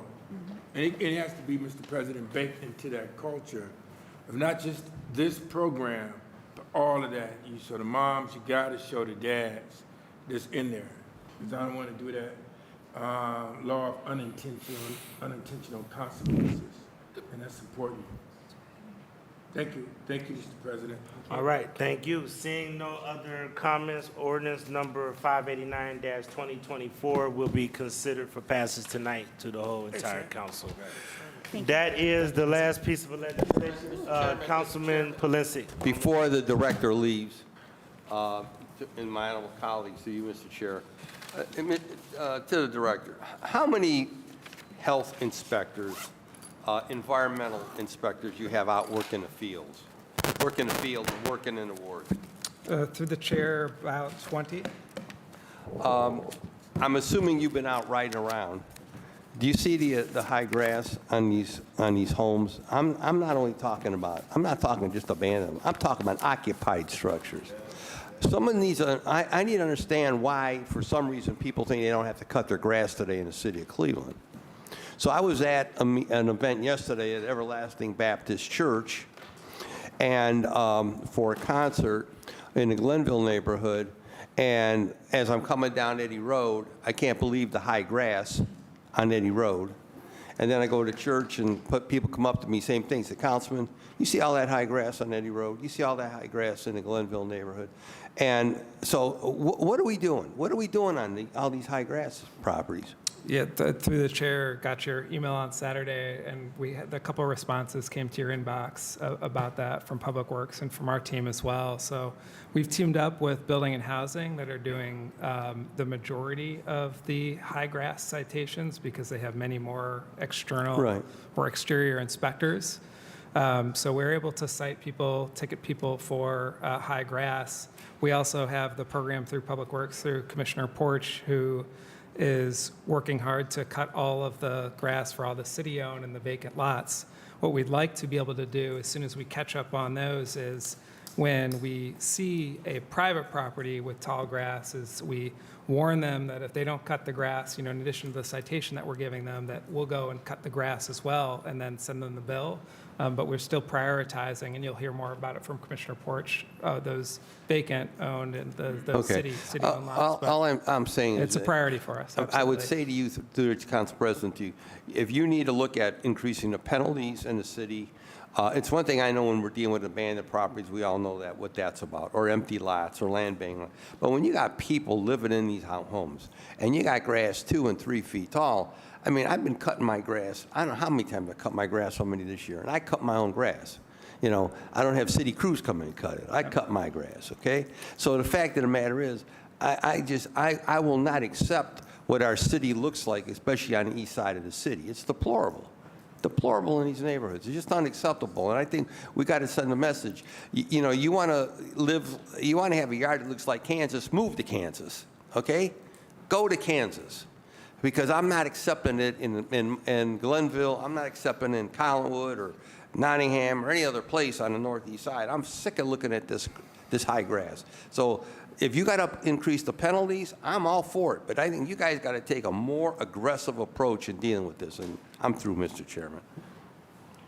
All right. Mr. President, Please proceed, Councilman.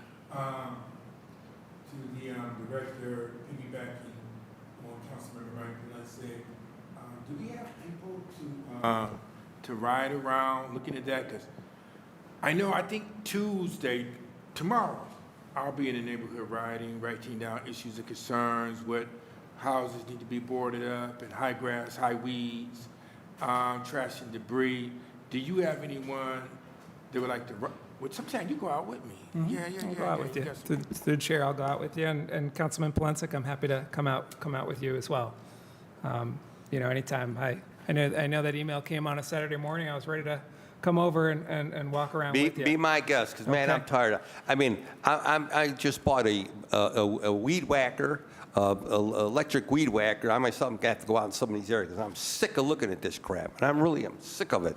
I expect different out of my city, and I expect the city administration to be aggressive on this issue. Thank you, Mr. Chair. And Mr. President, it's not only in Glenville and Collinwood, as That's right. Councilman Mike Palencia narrated, it's all over the city. All over the city, and we have to do the red hot stove effect. You got to ticket them, get them warnings, a ticket, and to move it forward. I mean, Through the chair, you know, ticketing and enforcement, the penalty approach helps convince some people to cut their grass, but it doesn't work on everybody. But I will add, our Division of Air Quality has given away 700 electric lawnmowers, at least 700, I think we're good up thing. to. That's real good. And so, I know that's not what you're looking for, but we're saving the earth here. So we're all in this together, and we appreciate your feedback. Happy to come out anytime, walk the neighborhood with you. Yeah, because they blame us for it, to the chair, Mr. President, and Councilman Mike Palencia just narrated. Even if the residents, when they don't cut their grass, Councilman Mike Palencia, who they blame for it? That's right. They blame us for it. Us. You don't see the us. We get toasted. And I show you my emails and phone calls. We get blamed for it. I hear you. And then when the mayor come out, guess what they do with the mayor?